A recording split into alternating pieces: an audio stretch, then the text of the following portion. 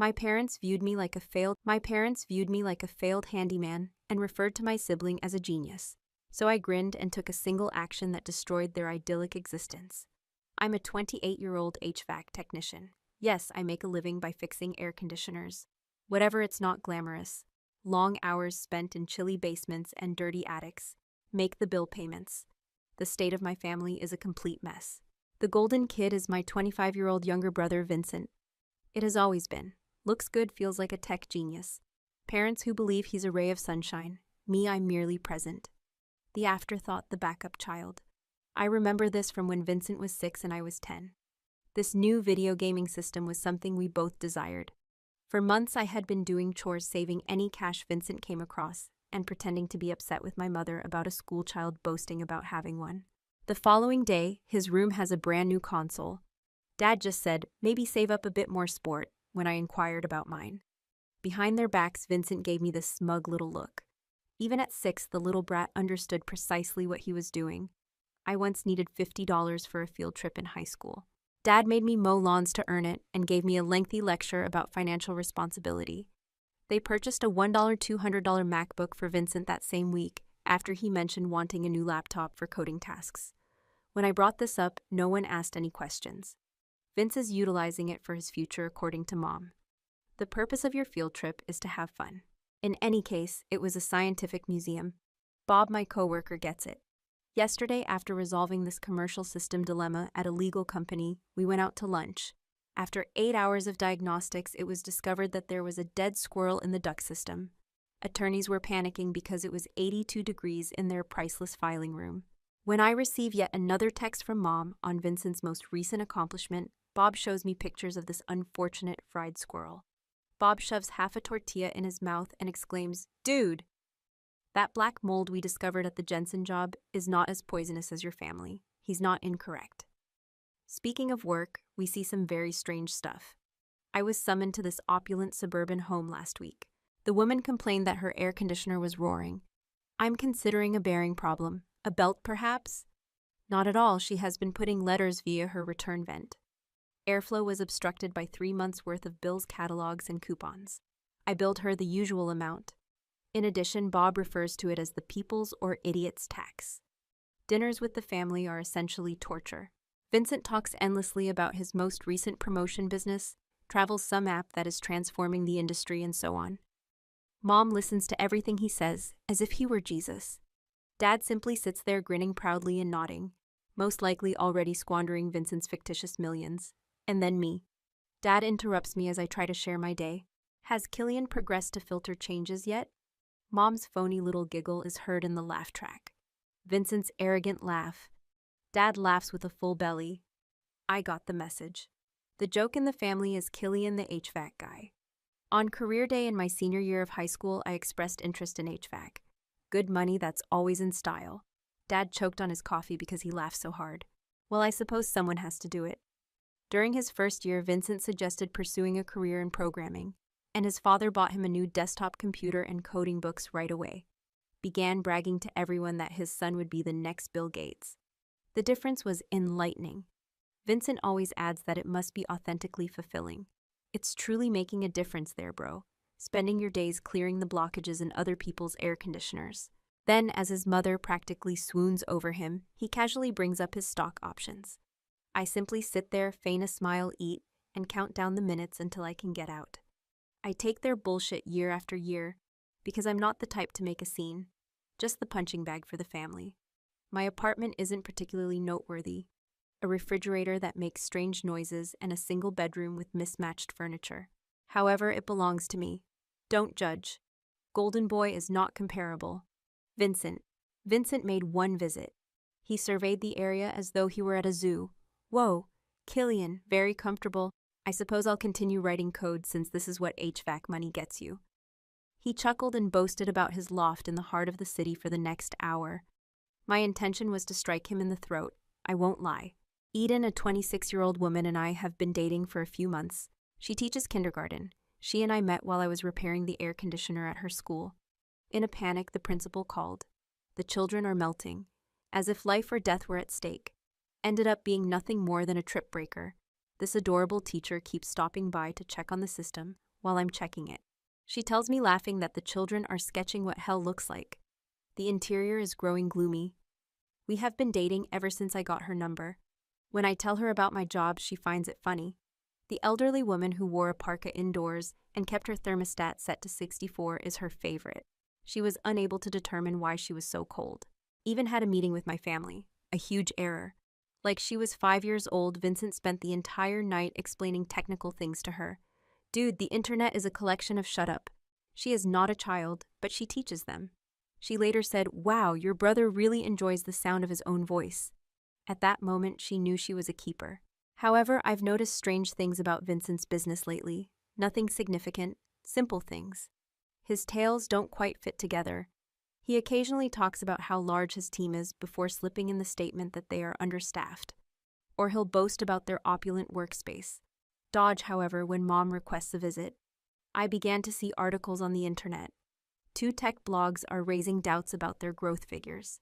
Untrustworthy reviews are being left by former workers. Bob believes I'm thinking too much about it. He claims that all tech guys are jerks. Perhaps it's part of the job description, but something doesn't feel right. Vincent gave everyone water bottles, t-shirts, and other company merchandise featuring his startup's logo for Christmas last year. The following day, Dad went to the gym wearing his shirt, already telling his friends about his son's soon-to-be successful business. Mom covered her car with their sticker. Me, I work with the water bottle. Everywhere it leaked. In some way, the first day seemed appropriate. I fixed the air conditioner at this downtown finance office yesterday. I heard these guys discussing houses of cards that are about to collapse and overvalued tech startups. Just one mention. In particular, Vincent's business stated that their figures don't pass the smell test. I pretended not to hear it and continued working, but it stayed with me. Perhaps karma is at last calling. Vincent and other guys always land on their feet. It was a cruel summer last year. Note the heat wave. Every AC in the city is putting in extra hours. So I was crawling through attics for 2 60-hour weeks, running on Red Bull in spite, it's hot enough to cook on. By Friday, I had one customer, a complete Karen, who insisted that even though the display read 68, her air conditioner wasn't cooling down. I verified that the system was flawless.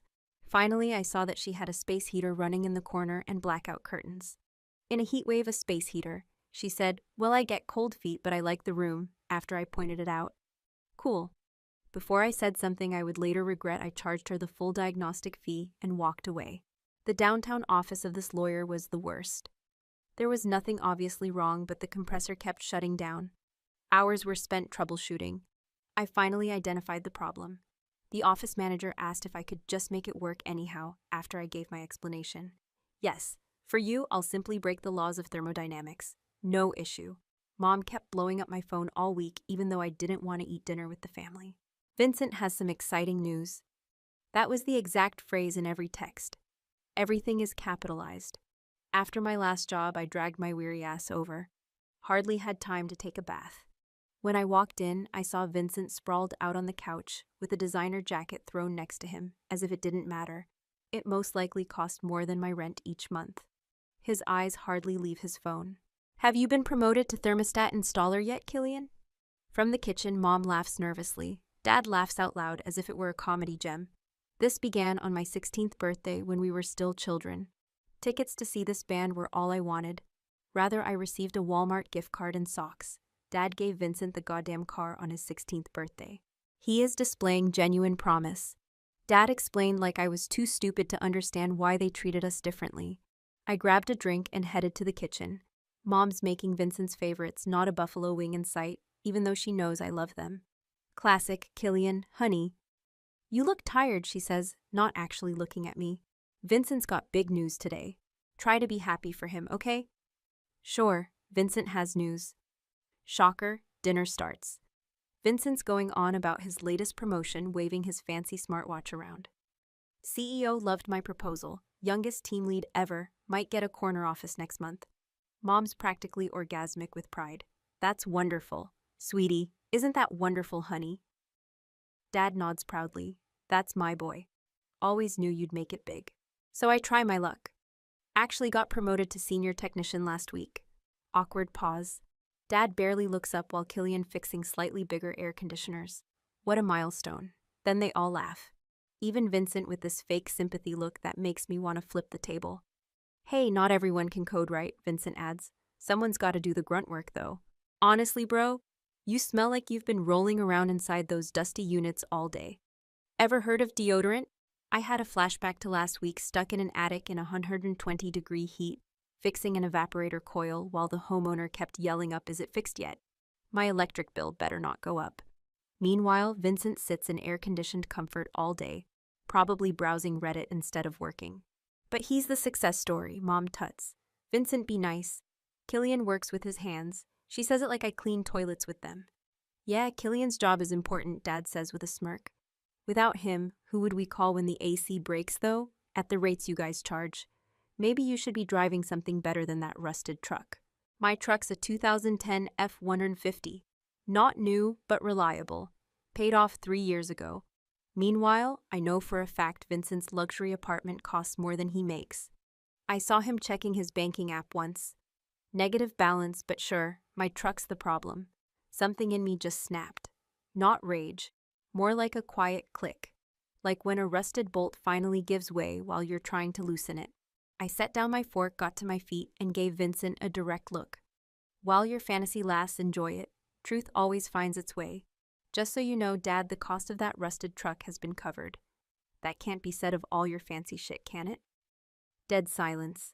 Vincent, smug expression, slipped for a brief moment. Then I left without saying anything more. This was my first time confronting them. The awkward dinner was worth every moment because of the expressions on their faces. I climbed into my rusty truck and sat for a while. My phone started exploding right away. I chose to ignore it and give Eden a call. "Hello, how is it?" she inquired. I told her that I had just left for family dinner. "It feels so good." It was about time she burst out laughing. "Do you want to come over and tell me everything I spent the ensuing weeks immersed in my work? Toughest jobs, extra shifts, whatever." Mom left voicemails about how I ruined dinner and my attitude issue. I didn't listen and erased them. Dad sent one text. "Your mom is not happy. Give her a call." Yes. No, Bobby enjoys working overtime. He's banking every hour he can because his girlfriend is expecting a child. We accepted this enormous strip mall project. 10 rooftop units that have been unmaintained for years. All day long in 95-degree heat climbing and descending ladders. We discovered everything from dead birds to a basketball-sized wasp nest that was completely intact. Bob snapped a photo of me holding it with barbecue tongs, sent it to Eden with the caption, "Killian's new family is less toxic than his real one." She set it as the background on her phone. We had a run of strange customer problems. One man claimed that because his air conditioner turned on at random times, it was possessed. I demonstrated to him how to activate the schedule feature on his smart thermostat. However, I then began to notice strange things about Vincent's company in the local business news. Financial problems, employee grievances, and growth figures that don't add up. At first, nothing significant. Only minor warning signs.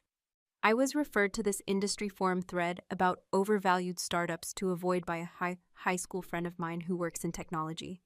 Vincent's business came in at number 3. High turnover, missed deadlines, and creative accounting were all mentioned in the post. I considered sending it to my parents, but I changed my mind. Not my circus, my monkeys, no. I recalled the time Vincent was 14 years old and used his father's credit card to buy some online games. He earned $800. Because I was older, I was held responsible first, when they eventually recognized it as Vincent. He sobbed as he explained that he had no idea how online payments operated. When I was 14, they grounded him for a weekend, and he returned home during our curfew. For a month, I was deprived of my driving rights. The rules were always different. I'm getting pretty serious with Eden. Most nights she stays over. My place is quieter than hers, and she has roommates. She inquired about Vincent while we were preparing dinner one evening. I shared with her what I've been seeing on the internet. She said it sounded like a house of cards. Chopping up veggies. That kind of person always crashes. Finally, Eden receives the trades because her father is a plumber. Life honors it. The attitude of my family has drastically changed. And then boom. In between jobs on Tuesday morning, I check my phone. And it's there.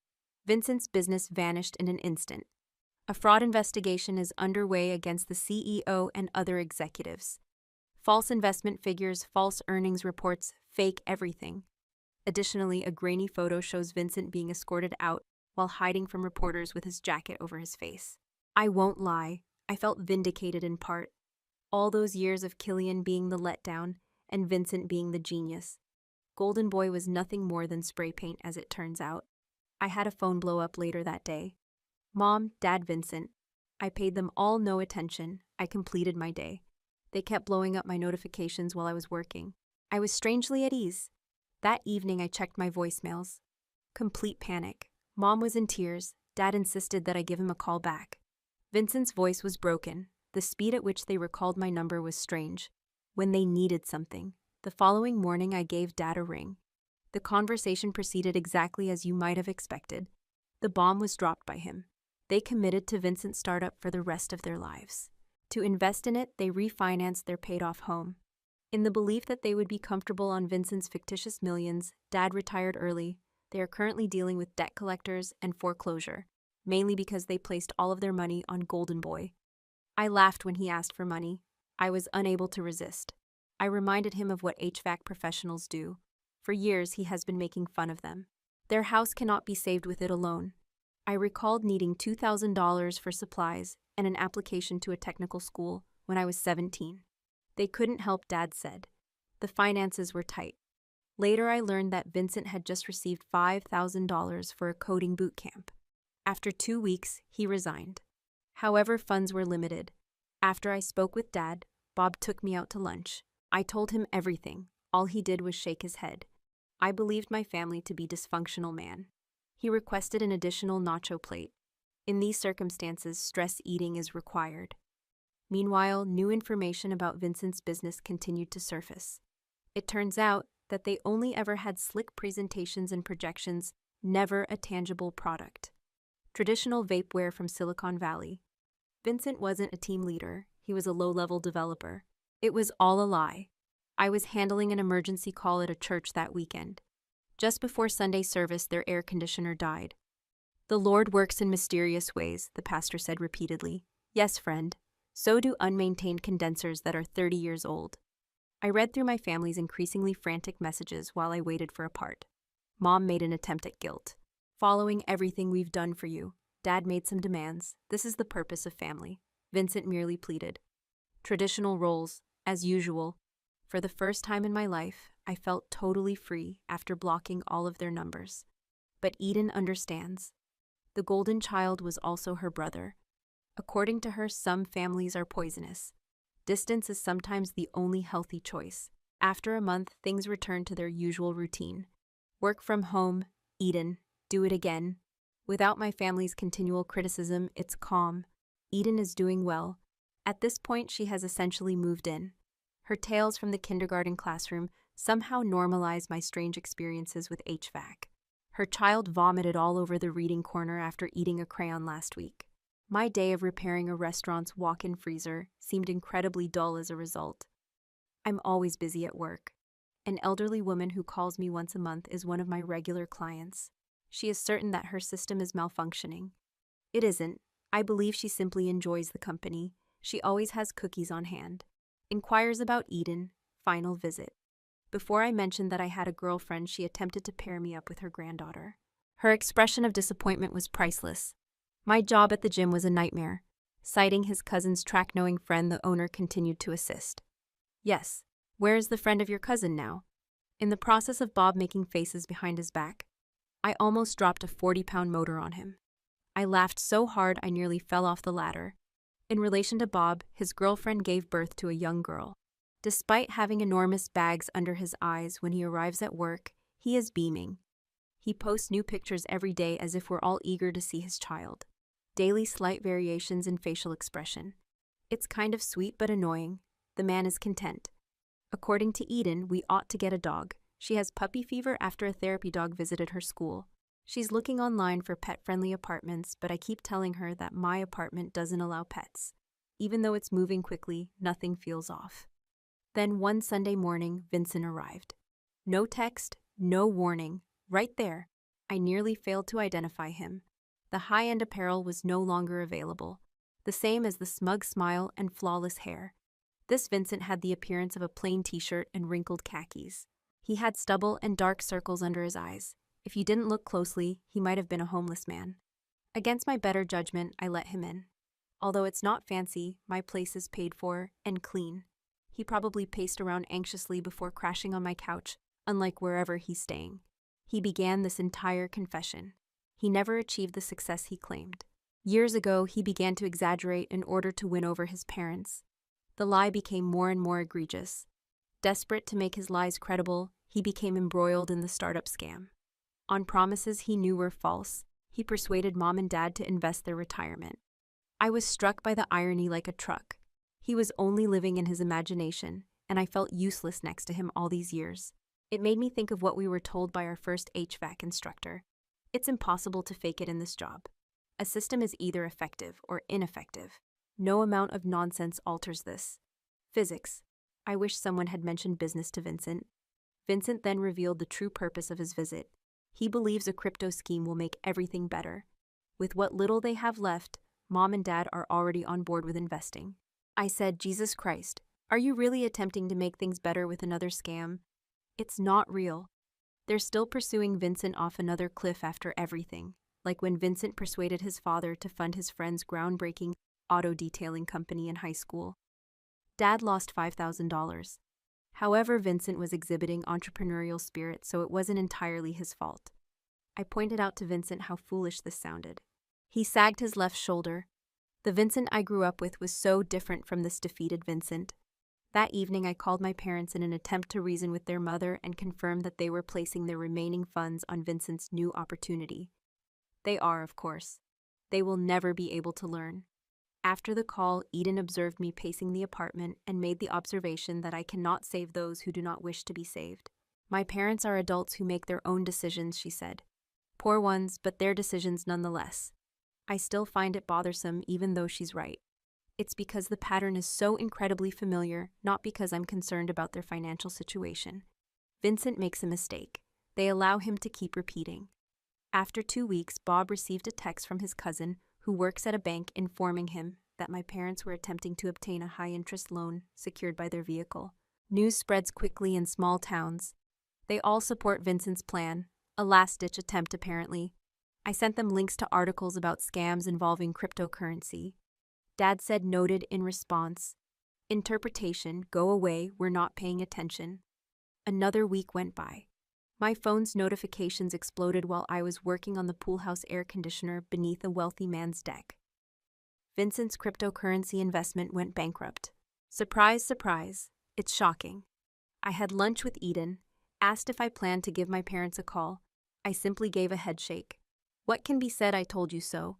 I discovered my parents had lost everything when I was looking through their frantic texts that evening, savings, loans, and so forth. Next week, they will be forced to leave. They've decided that I'm solely to blame for Dad's alleged deteriorating health due to stress. Since I failed to stop them, since I didn't save them, because I didn't work well with others. If they weren't so annoying, the mental acrobatics would be amazing. Vincent vanished entirely, leaving a dramatic note promising to return once he had fixed everything. Classic Vincent fleeing while feigning heroism. 3 weeks following the crypto catastrophe, my parents unexpectedly arrived. As I was getting ready for work, I caught a glimpse of their car outside my window. As usual, the timing was perfect. They practically ambushed me in the parking lot as they followed me to my truck. Look, Dad. A terrible face caused wrinkles in the clothes. Mom is acting like a martyr. Look at how miserable I am. Expression intended to increase guilt. Dad got right to the point about my duty to my family. When I declined to offer money, Mom nodded. From guilt-tripping to outright accusation, Dad's tone changed. All of a sudden, I'm the antagonist in their tale, the callous son who deserted his family when they were in need. They became louder and more desperate as they followed me all the way to the door of my apartment. In order to keep my neighbors from being upset, I let them in.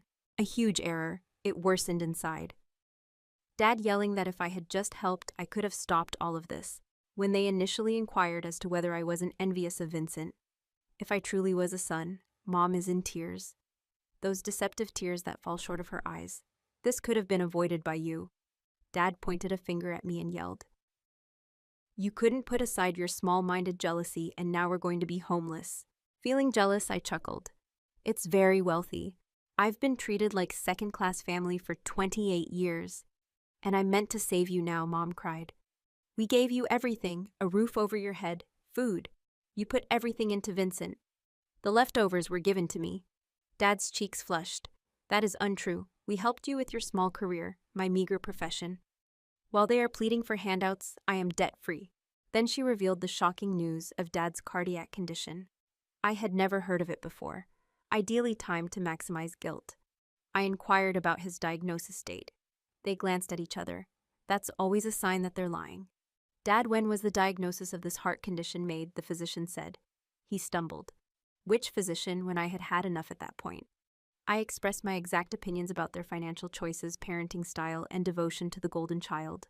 I informed them that when they repeatedly placed all of their money on Vincent and his lies, they had made their decision. They are by themselves.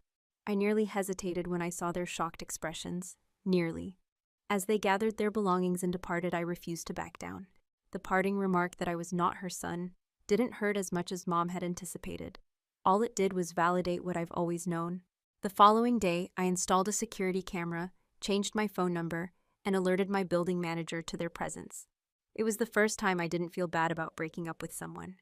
Bob believes that I treat my parents too harshly. His family is close. Cutting them off is unthinkable to him. When your family genuinely cares about you, it's a simple viewpoint. Have coffee with them. As we were filling up the van, he made a suggestion. Neutral territory, a public setting. They are unable to create a scene.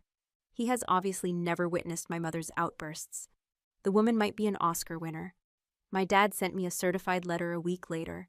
I skimmed it, vague health concerns, more guilt-tripping. And lastly, the important part. For the first and last month's rent at their new location, they require $5,000. I sent it back to the sender unopened, where I was occupied. Fortunately, Eden has been hinting at an official move-in date. She's here most nights anyway, so it makes sense. We began to consider larger apartments, possibly even homes. I never imagined that I would be able to purchase real estate, but HVAC pays more than my family ever realized. My aunt gave me a strange call. Mom's sister. She is tired of having my parents live with her. Her guest room has apparently been transformed into Operation Guilt Command Central, Killian. They have a spreadsheet with all of their strategies and manipulations. According to my aunt, it's absurd, thus the call. She has always appealed to me. Bob is up all night with his baby. On most days, he arrives at work looking like a zombie. Maintains that it's worthwhile. Man, you ought to give it a try. Everything changes when you become a father. Now it's a hard pass. Regards. My parents escalated a month after the altercation. They began phoning my employer, accusing me of embezzlement. They made 7 calls to my boss. He knows me too well, though, to be convinced. I was just alerted by it. They left messages about my instability after trying Eden School. The principal was supportive but perplexed. They are becoming more and more desperate. I don't miss the irony. They treated me like the untrustworthy one all those years. And now it's they who are acting irrationally. A restraining order was recommended by Eden. Although it seems drastic, their actions are becoming erratic. I have the documents on hand in case something comes up. Vincent has not responded in the interim. He disappeared entirely. I received a call from an unidentified number 6 weeks following the crypto collapse. Of all places, it was Vincent who called from Arizona. Believe it or not, he says he works in construction. LOL. The golden child pouring concrete and laying bricks. There are moments when karma is a lovely thing. He claimed that the construction work is humble him and that he is coming to appreciate the importance of hard work. Despite my desire to laugh at the irony, I was simply fed up with the whole thing. I recalled Vincent making fun of my choice of profession for years. People who are incapable of thinking for a living should work by hand. At Thanksgiving dinner, he once said, he is now carrying bricks in the sweltering heat of Arizona. It's funny how life unfolds. His construction story is bullshit in Eden's opinion. She claimed that people like him don't really change all that much. She may be correct, but it's too satisfying to doubt the mental picture of Vincent with blisters and a hard hat. In the absence of my family life, found a rhythm. Work-home Eden drama and the occasional beer with Bob. It's quiet. I began to consider the future in a manner that had never occurred to me before. Goals for relationships. Career advancement and possibly starting my own company. One day. Then one Tuesday night, just when everything was quiet, my doorbell rang. In person, it was Vincent looking worse than ever, if that's possible. Vincent looked like the devil as he stood in my doorway. Thinner, older, that arrogant swagger was gone. After glancing at me, Eden went to the kitchen to give me some space. I opened the door for Vincent. He shuffled uncomfortably, looking around our apartment. It's paid for and comfortable, but nothing special. He appeared to be a specter of himself. Faded jeans, graying hair that is thinning. It was difficult to accept that this was the same person who had once ridiculed my clothes from the Target clearance sale. He began his story about construction in Arizona. He claimed to have been working for minimum wage installing drywall and moving concrete. According to him, his foreman is a jerk who forces him to redo everything 3 times. He gave detailed descriptions of sunburns, blisters, and fatigue. He thrust his palms in my face and said, "You should see my hands. My calluses are on my calluses. Whoa. Doing what millions of people do every day, do you want a medal? You found out there is manual labor, so should I celebrate?" "You never imagined seeing me working in construction," he said, laughing self-deprecatingly.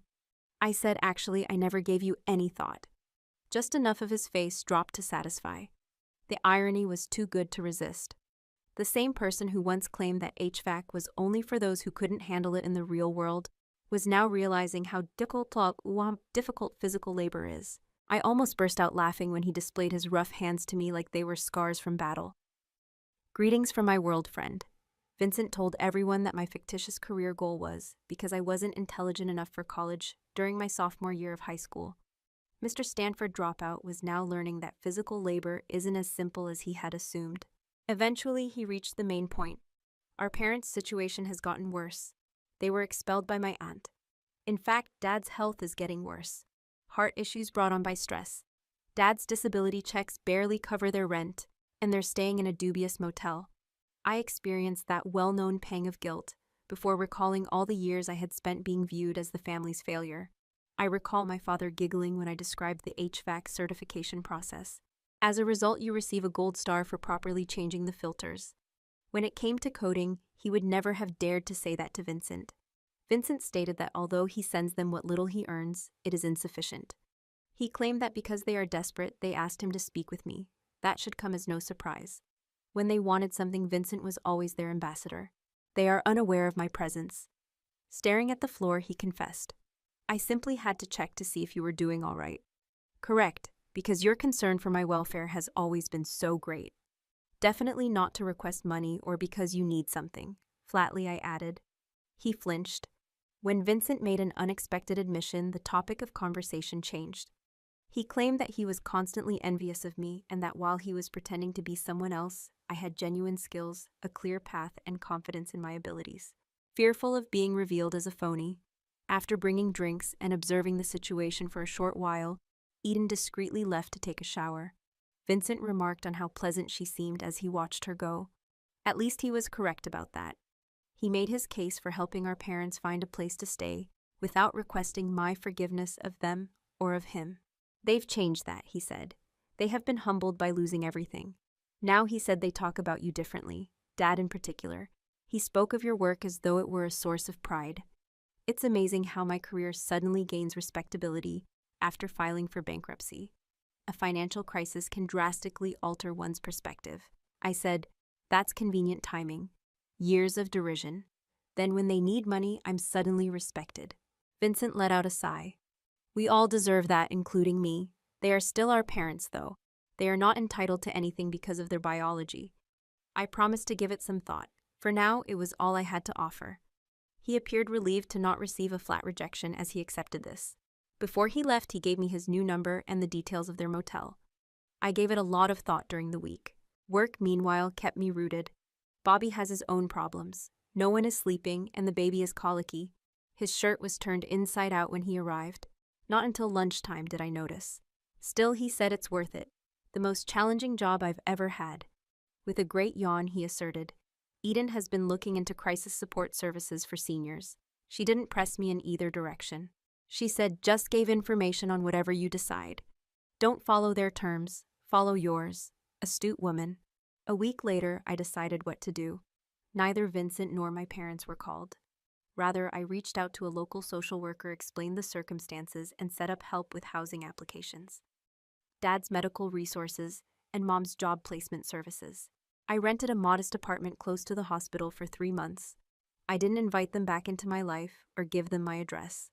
It's okay for some bridges to remain burned. In an unexpectedly modest response, Vincent texted his gratitude. I just said this time I did it my way. They must be able to support themselves. Life went on. I got engaged to Eden, not very fancy, just a simple ring I saved for, and dinner at her favorite restaurant. She instantly said yes and shed joyful tears. Her family is overjoyed. They genuinely like me.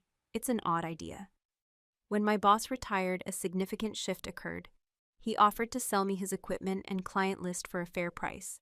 The idea was both exciting and terrifying. After doing the math, Eden concluded that it was financially feasible. I started Cold Front Solutions after taking the risk. Owning a business was a nightmare for the first few months, but things gradually got better. I hired 3 reliable technicians who are knowledgeable and consistently arrive on time, and I was able to secure a significant contract with an office complex. Bob brought his experience and connections with clients to my job. The company began to level off. During this time, I had the most hilarious HVAC call of my professional life. This upscale country club sent me an urgent request. During a significant event, their systems went down. When I got there, Vincent was in a catering staff uniform and was drenched from the heat in the kitchen. He failed to notice me. For a brief moment, I observed him carrying trays and receiving orders from the chef of Golden Boy, a tech startup that will be serving in 6 months. Without saying hello, I left after fixing the air conditioner. There are some things that are better left unsaid. My parents are doing well, based on what I've heard. After they had a permanent home, Dad's health improved. Mom was hired by a library. They use Eden's email to send birthday cards. She has now become my unofficial family buffer. We purchased a home close to Eden School, 3 rooms, nice neighborhood, decent yard. I'm currently installing a high-end HVAC system.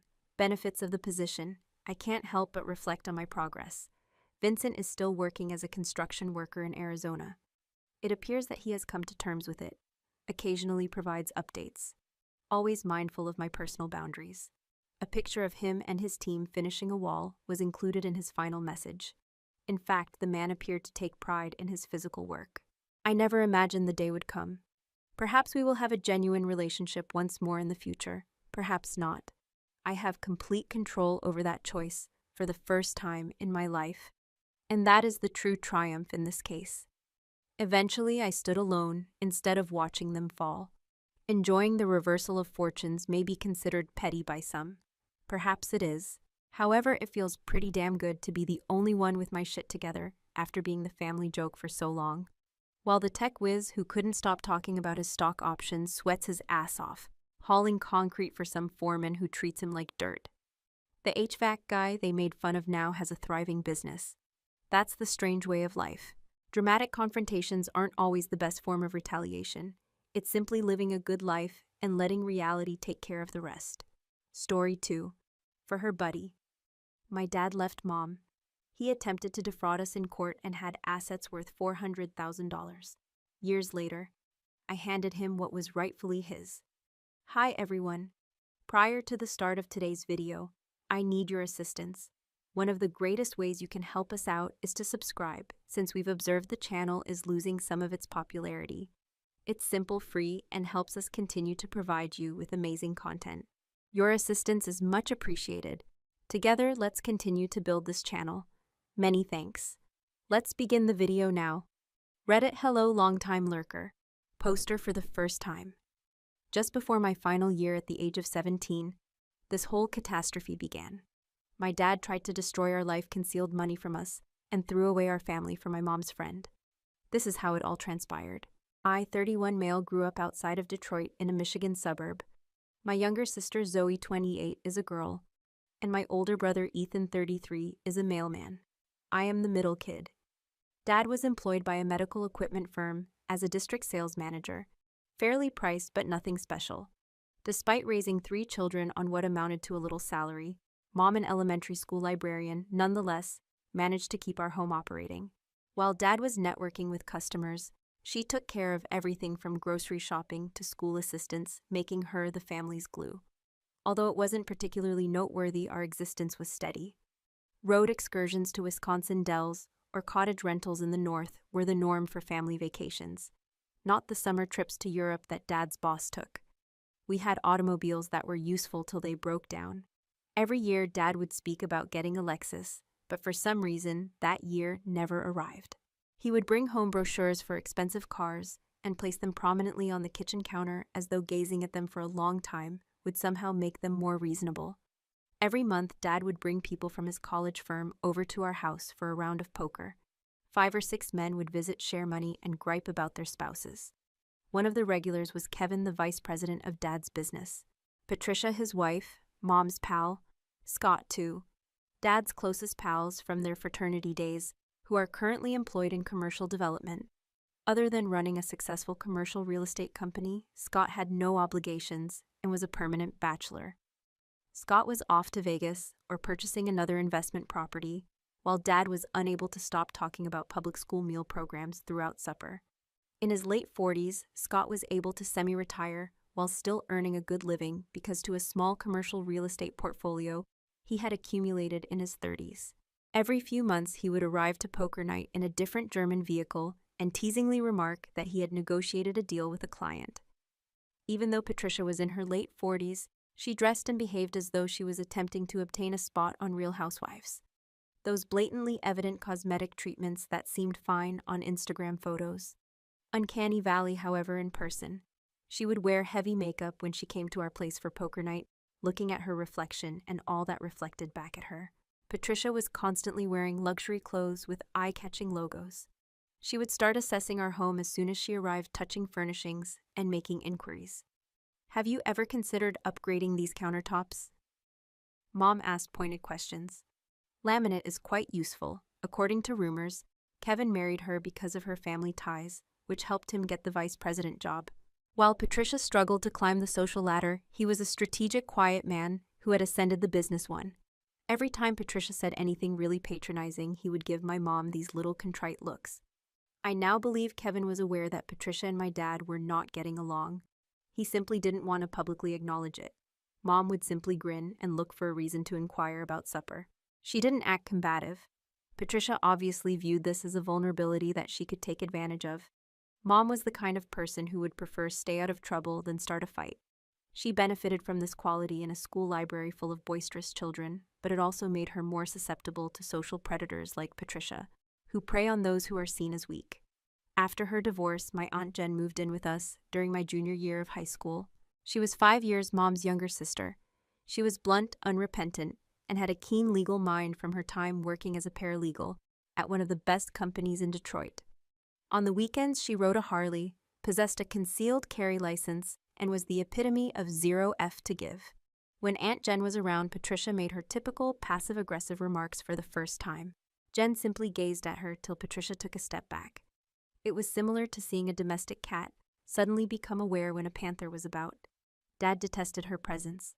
Claims that she had a negative impact on her mother. She was the only one who saw through his nonsense from the beginning, and now I know why. She never trusted him again when she saw him flirting with a cocktail server at a corporate Christmas party 2 years prior.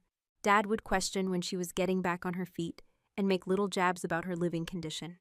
Dad and Patricia's relationship wasn't particularly subtle, even though she had a higher-paying job than he did. Conveniently, they would both need to check something in the garage or get more ice and disappear for 15 minutes during neighborhood cookouts, or when it initially occurred. I didn't get the connection, but I thought it was strange. Even I, a naive adolescent, had worked it out by the 6th time. In retrospect, I believe Mom was simply in a state of profound denial, even if she appeared unaware. Sometimes I caught her staring at Dad with this detached expression, as if she were attempting to solve a missing variable math problem. Once during a neighborhood party where Patricia had been especially handsy with Dad, I heard her sobbing in the restroom. However, she pretended nothing was wrong when she came out. But Scott wasn't unaware. He gave them this disdainful glance once, but then he saw me and abruptly shifted the topic. Later on, he would tell me that he had twice attempted to warn his father off, but his father had dismissed it as harmless fun. Dad was known for that. Reduce, deflect, refuse. I was concentrating on college applications and keeping my GPA stable 2 months before my senior year. The text messages weren't found by mistake. when our dull, everyday suburban lives fell apart, and none of us were ready for the nuclear fallout. This wasn't a moment in a movie where the mother finds out about her father's infidelity while using his phone to check the weather. For months, Aunt Jen had been observing Dad's actions. At last, she persuaded his mother to look at his phone. One Sunday morning, they waited until Dad was taking a shower and took his unlocked phone. While Ethan and I were at baseball practice, the genius sorted through his texts using his birth date as his passcode. They discovered hundreds of texts dating back nearly a year between him and Patricia. Plans for future communication at the relationship level, not simply light-hearted sexting. Grievances over their present circumstances. It was evident from the texts that they had been sleeping together while Dad was trash-talking and Kevin was in sales meetings. Our family budget and Mom's looks. Dad had complained to Patricia about the high expense of my braces, the depleting effects of Zoe's dancing classes, and how Ethan's college tuition was stealing his retirement. He had also emailed Patricia thorough financial breakdowns of our family. In one communication, he informed Patricia that he felt ashamed when people inquired about his wife's occupation and that Mom's librarian pay was pitiful. The man who had urged Mom to accept that job, since the hours aligned with our school calendar, is saying this. Unlike in movies, Mom didn't yell or hurl plates. The next morning, she phoned a lawyer after systematically taking pictures of everything and sending them to her email. She was introduced to Catherine Schultz, one of the state's leading divorce lawyers, by Aunt Jen. In Michigan's legal community, Miss Schultz was a legend. She was known for thoroughly discrediting unfaithful husbands in court. The walls of her office were plastered with notes of gratitude from the ladies she had worked with. Jen felt she was worth the $400 hourly retainer since she had worked with her on 3 prior instances. 3 days later, when Mom finally faced Dad, he used every possible gaslighting tactic. I was in the kitchen purportedly working on my schoolwork, but in reality, I was listening to everything that was spoken through our dining room's thin walls. You're acting suspiciously. Patricia is only a coworker buddy. The meaning of such messages is different from what you may believe. When your sister instills notions in your mind, this is what occurs. When his mother displayed the screen grabs to him, in a matter of seconds, he turned from defensive to calculating. The high-pitched innocence in his voice gave way to a deep, menacing calm. You gained access to my personal phone. That is a privacy violation. Mom just gave him a chilly look. And I have the right to sue you for violating our prenuptial agreement's fidelity provision. You have an option.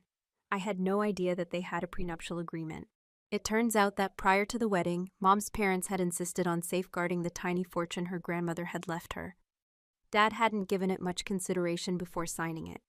Since at the time, Mom had no tangible assets, he would ultimately fail because of the prenuptial agreement. That evening, while packing, Dad moved out. He persisted in attempting various strategies, including guilt trips about how severing the family would ruin the children and covert financial threats. A neighbor informed us 2 days later that he had immediately moved into Patricia's McMansion in the exclusive neighborhood across town. On the day after Dad left, Scott stopped by the home. In our kitchen, he stood clumsily, moving his weight from foot to foot, as if he were worried that the floor would give way beneath him. Your dad is making a big mistake here, Alex. I attempted to reason with him, but he gave Mom an envelope instead. Charity isn't here. Until the legal issues are resolved, it's an advance on what he owes you. Scott persisted despite Mom's attempts to decline. I have known your spouse for 20 years. I am aware of his methods. He has already sent funds. Think of this as a loan, until your lawyer confronts his nonsense. When he departed, Mom started crying. It was the first genuine emotion I had witnessed in her since discovering the letters. While the judicial system caught up to Dad's financial antics, the envelope had enough money to cover grocery and home payments for 2 months. Later, I learned that Scott had been keeping tabs on Dad's financial activities for months, seeing how he had been progressively moving money to secret accounts, lending money to fictitious businesses, and creating a financial escape route. Scott had acted foolishly throughout those transactions, even assisting Dad in opening some of the accounts, while maintaining thorough records that he would subsequently give to Mom's attorney. Dad started by removing access to all joint accounts, including bank savings and credit cards.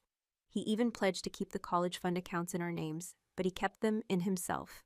He changed all the passwords, phoned the banks, the day after he moved out, and basically left a lady with 3 children and a mortgage in a precarious financial situation. His second action was to file for full custody of Zoe, who was by at the time. alleging that her mother was reckless with money and emotionally unstable. He didn't do this because he genuinely wanted custody. It was a calculated tactic to lower alimony and child support. Dad was aware that Mom would stop at nothing to keep Zoe, even if it meant earning less money. An interim order granting Dad weekend visitation was issued by Judge Pearson, the first judge assigned to our case. Judge Pearson was a friend of Dad's lawyer from a country club. Even yet, our mother has always been our main caretaker. Later, we learned that Pearson's re-election campaign in Michigan's county-level judicial elections the year before had received donations from Dad and his attorney. $5,000 buys a lot of favorable decisions. The custody evaluator assigned to our case was Dr. Friedman. He claimed in his original report that we'd been brainwashed by our mother to reject our father. Complete crap that overlooked the fact that we'd all seen the text messages ourselves. Ethan, who was already at Michigan State, drove 4 hours home to attend his appointment with Friedman, only to have the doctor discount everything he stated as secondhand knowledge, even though Ethan had been home throughout multiple incidences. Dr. Friedman said in his report that Ethan showed strong evidence of parental alienation since he referenced to texts he'd read himself. I subsequently discovered out through Aunt Jen's legal contacts that Dr. Friedman had been penalized twice by the state psychology board for demonstrating prejudice in custody assessments, but the information was buried in secret disciplinary records that most attorneys never reviewed. Ms. Schultz quickly filed a request to have him removed from our case as she realized this. Patricia did her part flawlessly throughout this time, the anxious stepmother-to-be. She'd come up to court in conservative blazers with minimum makeup hair, tied up looking like a PTA president. The act worked on Dr. Friedman, who quoted her extensively in his report regarding Mom's worrying behavior. Dad had given her a screenplay about Mom's drinking issue, entirely invented, and Patricia did it brilliantly with faux sorrow in her eyes as she portrayed Mom's decline. But in Patricia's house, the mask slipped off. She'd critique everything Zoe did, how she filled the dishwasher, how she folded towels, even how she exhaled too loudly when watching TV. She'd have my sister redo tasks 3 or 4 times until they reached her standards. One day, Zoe accidentally used Patricia's fancy face cleanser, and Patricia lost her shit yelling that it cost more than Zoe's entire wardrobe. She'd say things like, "No wonder your father desired a getaway from your family," when Zoe or I did something that displeased her. She overhauled Zoe's whole closet, taking away inexpensive clothing and replaced them with luxury stuff. On Dad's dime, of course, that were usually little too small. Then criticizing Zoe's weight when she couldn't wear them comfortably. The financial discovery phase was when Dad's house of cards started teetering. He first claimed he only received $85,000 base salary, with negligible commissions giving tax records and pay stubs as support. What he didn't depend on was Aunt Jen's familiarity with financial fraud cases and Miss Schultz's network of forensic accountants. After more investigation, they discovered that Dad had been filtering sales commissions for years in an offshore account in the Caymans. The account was under Alpha Medical Consulting, a fictitious company that the father had set up to launder more than 40% of his real income. Additionally, they discovered emails demonstrating that he had been preparing for this divorce for at least 18 months, shifting assets, opening several accounts, and even looking into locations with more lenient divorce rules for males. 2 years prior, emails were sent to a financial advisor inquiring about lowering alimony risk and safeguarding assets in the event of a separation. For years, Dad had been methodically concealing his income by having customers pay consulting fees to his shell firm, only declaring his basic pay on taxes and creating a hidden financial cushion that no one was aware of. Despite earning closer to $200,000 a year, he had been living as though he made $85,000. During this time, Scott turned out to be an unexpected ally. After observing how Dad performed during the initial hearing, he brought papers proving his father's real salary to Miss Schultz. Dad had shown him copies of tax records and commission statements when they were thinking about investing in a rental property jointly. Even recordings of Dad boasting about concealing money from Sharon and the IRS during poker evenings. After he began to realize what his father was up to, he began surreptitiously filming the poker sessions. In Michigan, one-party permission for recordings is permissible because to Dad's propensity to boast after drinking. Therefore, all of Scott's footage was acceptable. He has videos of his father giggling over Sharon's way of thinking. Last year, while talking to him about a yacht he intended to purchase with his own money, I earned $85,000. "What are you doing?" when Scott arrived with another envelope of papers. I questioned him. He seemed uneasy. Your father is not who I believed him to be.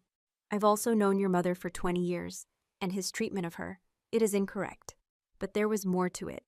Scott had been to our high school commencements, taught Ethan how to play poker, and assisted me in fixing my first vehicle.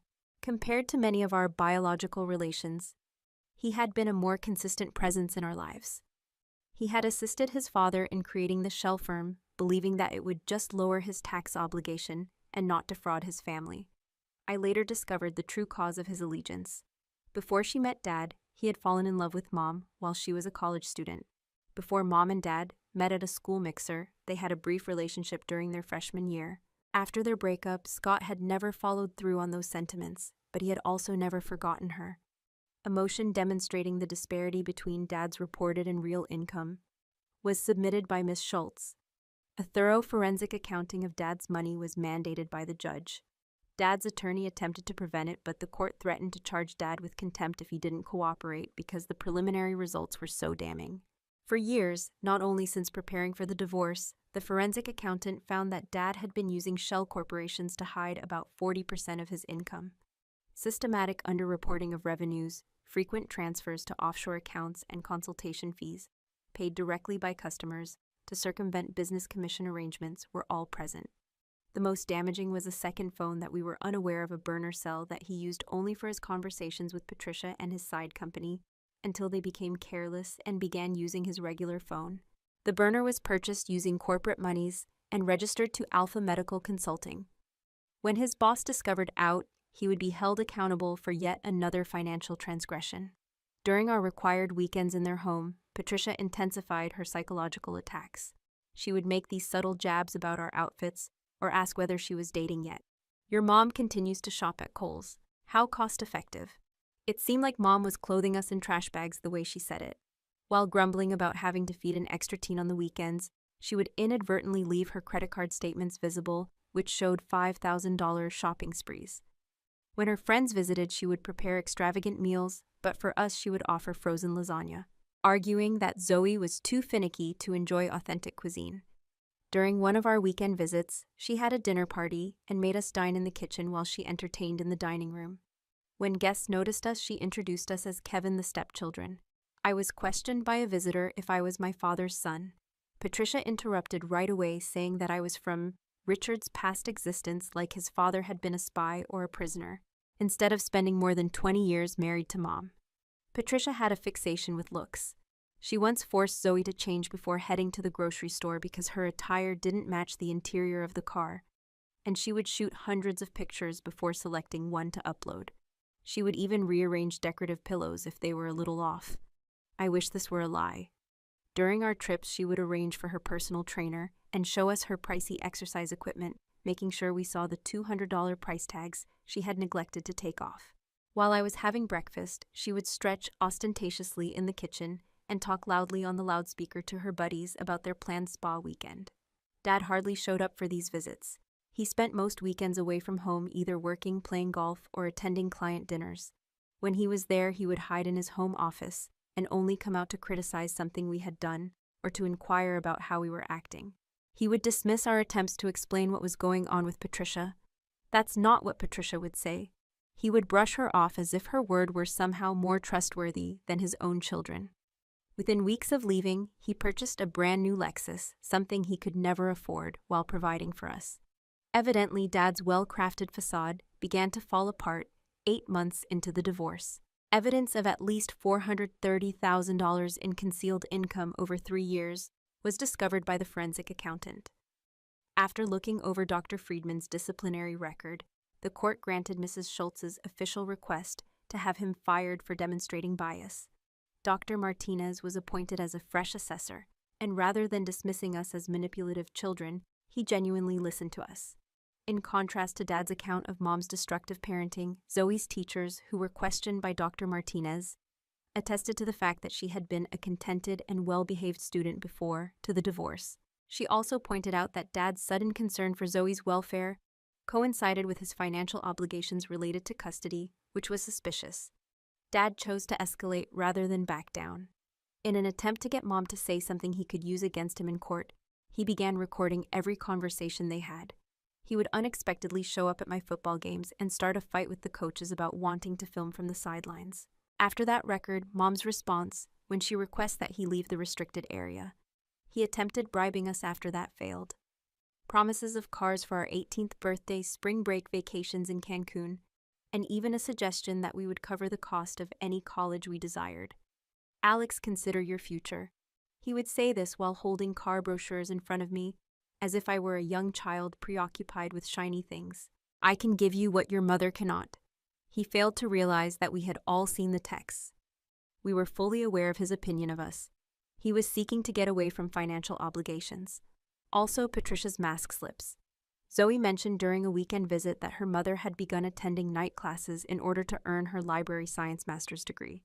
Patricia slammed her glass so forcefully that it broke. Your mom's time is being wasted. Her underlying issues won't be resolved by any degree. Patricia grabbed Zoe's arm so firmly that it left finger-shaped bruises after she stood up for her mother. We don't argue with adults in this house. Mom documented the incident and took photos for the custody file. However, no CPS employee followed up at the time. Our hypothesis was that Dad's attorney had departmental connections. When the first report inexplicably vanished from the system, it appeared to be confirmed. Through her legal connections, Aunt Jen learned that in a county where the powerful knew each other, Dad's lawyer played golf once a week with the head of the local CPS office. More important than the actual evidence were those connections. I was just starting to realize how the system was biased against us. Months before the final custody hearing, the worst incident occurred. It had become his new normal for Dad to drink excessively. His flawless persona was crumbling.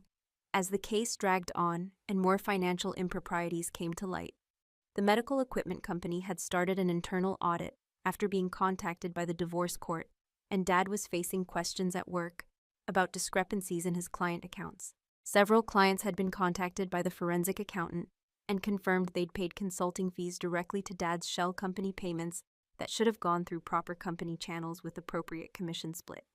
Patricia made some comment about Mom's new haircut, which Zoe had shown them pictures of. Dad laughed and called Mom desperate middle-aged cliché, trying to look desirable again. Zoe, who was usually quiet during these weekends, finally snapped. At least Mom's not sleeping with someone else's husband.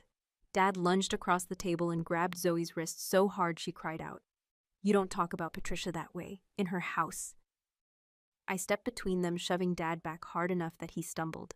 Touch her again and see what happens. At 17, I was already taller than him and had been working out daily, channeling my rage into bench presses and deadlifts. Dad backed down, muttering about ungrateful brats as he retreated to the garage where he kept his drinks. I managed to record several of these instances on my phone, not always clearly, but enough to establish what was happening. When we informed Mom, I'd acquired a second phone, particularly for this reason. A cheap burner I kept hidden in my jacket, ready to record at the first sign of trouble. Dad and Patricia never suspected that the polite, quiet kid was documenting everything. The judge issued a temporary restraining order after reviewing the recordings.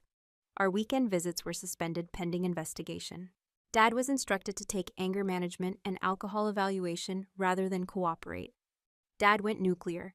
He started a smear campaign against Mom and their social circle, claiming she was alienating us and making false accusations. He convinced several mutual friends to provide affidavits about Mom's unstable behavior over the years. We lost friends we'd known since kindergarten, whose parents suddenly stopped inviting us to parties or responding to texts. Mom was ousted from the PTA board when suspicions about drug usage started spreading. Completely contrived nonsense from Dad's pals. But Scott reacted with his own statement describing years of Dad's comments about manipulating Mom hiding assets and the romance with Patricia that had evidently began years earlier than we realized. Scott provided emails from 5 years ago showing Dad and Patricia arranging business meetings at hotels during corporate retreats, using Scott's loyalty and quiet as cover. The last straw was when Dad violated the restraining order by coming up at our house at 1 a.m., knocking on the door and yelling that Mom had wrecked his life. The cops were summoned. Dad was detained for breaking the order, public drunkenness, and resisting arrest after he took a punch at one of the cops. The dashcam film showed him raving about how we'd turned on him after everything he'd done for us, slurring his words when the cops cuffed him. I viewed the clip at a court hearing, seeing my father, once the image of suburban respectability, transformed to a raging alcoholic, being forced into the back of a police cruiser. The arrest altered everything. Dad was freed on bond but compelled to wear an ankle monitor. His firm put him on administrative leave pending the conclusion of their internal inquiry into his financial improprieties. Patricia, feeling her meal ticket starting to break, began distancing herself. Our neighbors reported seeing Mom with other guys when Dad was at work, and her social media showed her suddenly reconnecting with former loves, laying groundwork for her next move. She'd started wearing more exposing attire to her country club net, working hard with newly divorced CEOs and widower physicians. Our final custody court was planned for August, 3 weeks before Aunt Jen returned home, looking like she'd seen a ghost. She informed her mother, "You won't believe who came to the firm today. Patricia." As it happens, Patricia had spoken with a divorce lawyer at Jen's firm. Jen was unable to divulge specifics because of confidentiality. All we needed to know was the fact. Patricia was already formulating her plan of departure. Observing the signs as Dad's job collapsed and his case fell apart, Scott called the week before to our hearing. He had lunch with his father, making one more attempt to reason with him. It had not been a good meeting. Since 11 a.m., Dad had been drinking. He babbled about plots against him throughout the whole of lunch. Patricia has already moved on. Mom has been visiting a plastic surgeon from her country club, Scott informed her. Your spouse is utterly disintegrating. On his phone, Scott had pictures of Patricia in a restaurant in the next town with her new target. Over. Across the table, holding hands, while Dad attended a court-ordered mental health assessment. Known for his work on Patricia's face, the surgeon Dr. Williams seems to have progressed to the rest of her body. Dad looked like complete trash when he arrived at the final hearing. Patricia was noticeably missing. After reviewing the restraining order violation report, the court rejected Dad's attorney's plea for a continuance. It was the third lawyer on Dad's legal team. After their positions became unsustainable due to the financial disparities, the first two had retracted. Because Dad paid cash up front, his present lawyer, a bottom feeder who specialized in defending drunk drivers, took on the case. Dad's case suffered greatly as a result of Dr. Martinez's custody review. She kept a record of the episode with Zoe, the improper remarks, and the pattern of emotional manipulation. She suggested that Mom have full custody and Dad have supervised visits. She also mentioned Dad's troubling practice of financial manipulation and how it revealed a deep-seated intent to hurt his family for personal benefit after completing anger management and alcohol treatment programs. She claimed poverty in court and emphasized how his life had instantly changed once he left us. The monetary agreement was similarly significant, based on his actual income. Rather than the lower amount he had indicated, Dad was forced to pay hefty child support. The judge also granted Mom the house complete legal expenses and 60 of the funds found. Dad's deliberate and methodical attempts to deceive the court and his family were expressly mentioned in the judge's judgment as an explanation for the disproportionately harsh decision. Based on his real income over the preceding 3 years, he ordered Dad to pay $175,000 in retroactive child support. He also ordered that future payments be deducted straight from his paychecks. Dad came up to us in the parking lot as we were leaving the courthouse. Scott moved in front of us, but Dad wasn't hostile, simply pitiful. The warning seemed as hollow as his bank accounts were soon to be, but he added, "This isn't over." The whites of his eyes had become yellow, something that hadn't been there 6 months before. The first obvious symptoms of his liver deteriorating from drinking too much. We found out 2 weeks later that Patricia had moved in with her surgeon and had filed for divorce. First, she had depleted their joint finances, used the same strategy that Dad had applied to Mom. Dad was left with an empty flat and growing legal fees after she stole the artwork, nice furnishings, and even the lease on his Lexus. The internal audit of the medical equipment firm had grown, and there were suspicions that criminal charges may be brought. A number of customers had come forward to say that their father had paid them payments in exchange for referring them to particular suppliers. There was more corruption than we had previously found when Scott arrived with the news. He brought Kevin, Patricia's soon-to-be ex-husband, as a surprise guest. Kevin told his mother, "I should have warned you years ago. Patricia treated my previous wife in the same way. She has a pattern. Squeeze the life out of a married guy, destroy his house, and then go on to the next victim." After 20 years, Kevin had finally realized Patricia's deceit. After learning of Dad's offshore accounts, he looked into their finances and found Patricia had been transferring funds into secret accounts for years. Dad had coveted the VP job, but now it was in jeopardy since Kevin's wife's relationship with Dad affected his role in the company's internal probe. Although Kevin had not been aware of the financial malfeasance 3 years prior, the board was worried about the impression of impropriety. Mom thrived, completed her master's degree, was elevated to the position of district media coordinator for the entire school system, and finally began dating a good man who respected her and coached Little League. Using her share of the settlement, she renovated the kitchen, adding the cooking area she had always desired, modernizing the appliances, and installing quartz worktops in place of the laminate ones Patricia had imitated. She always appeared younger and more at ease when I visited. In the meanwhile, once Patricia departed, Dad's life fell apart. Foreclosure cost him their McMansion. After he showed up to a client presentation intoxicated, his drinking worsened, and he was eventually sacked by his employer.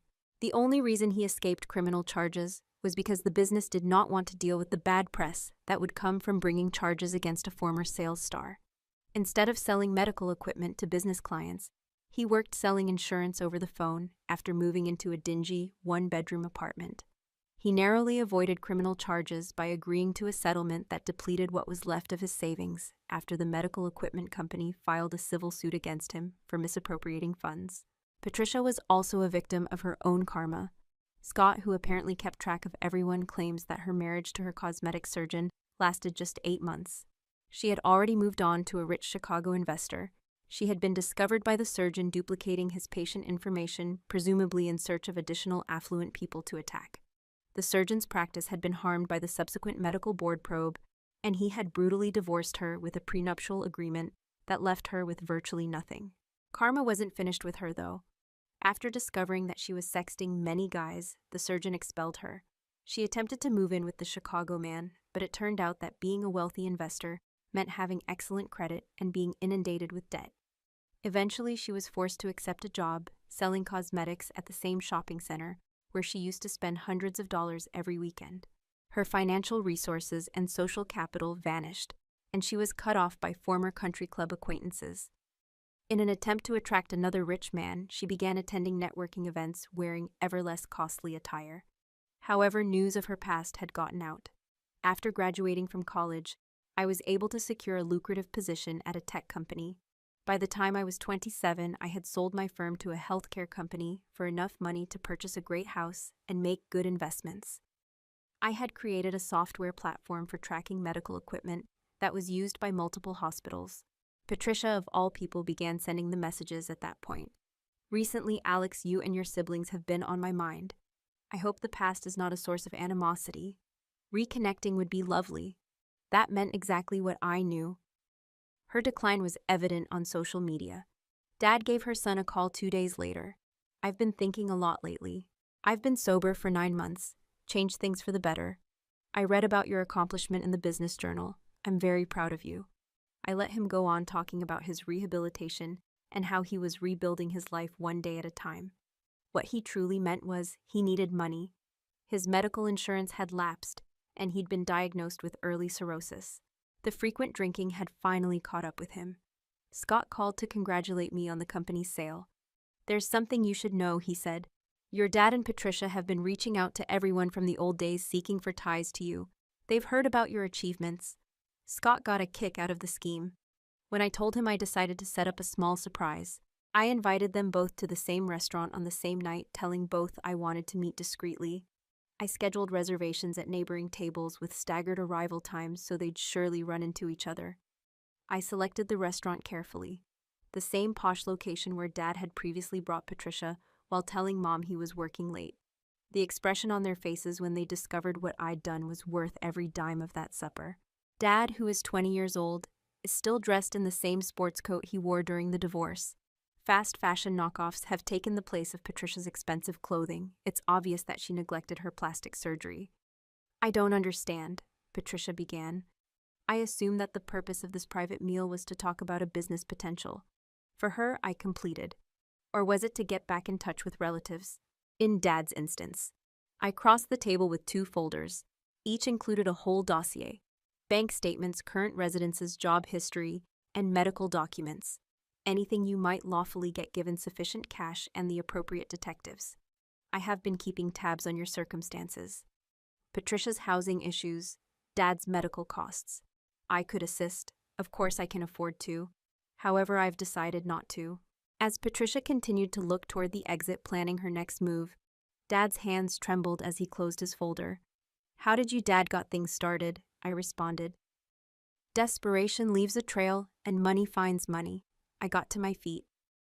"I learned something from you. Families, conditional allegiances, transactional, karma is far too slow."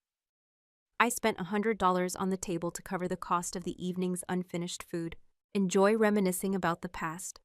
You now have a lot of similarities." I found out 2 months later that Dad's liver illness had led to problems and that he had been taken to the hospital. The three of us children went more out of interest than worry. "I need help, but I know I don't deserve it," he rasped. "Not everything will be covered by the insurance." I leaned closer. "Do you recall when you said that your bonus hadn't arrived yet and Zoe needed braces?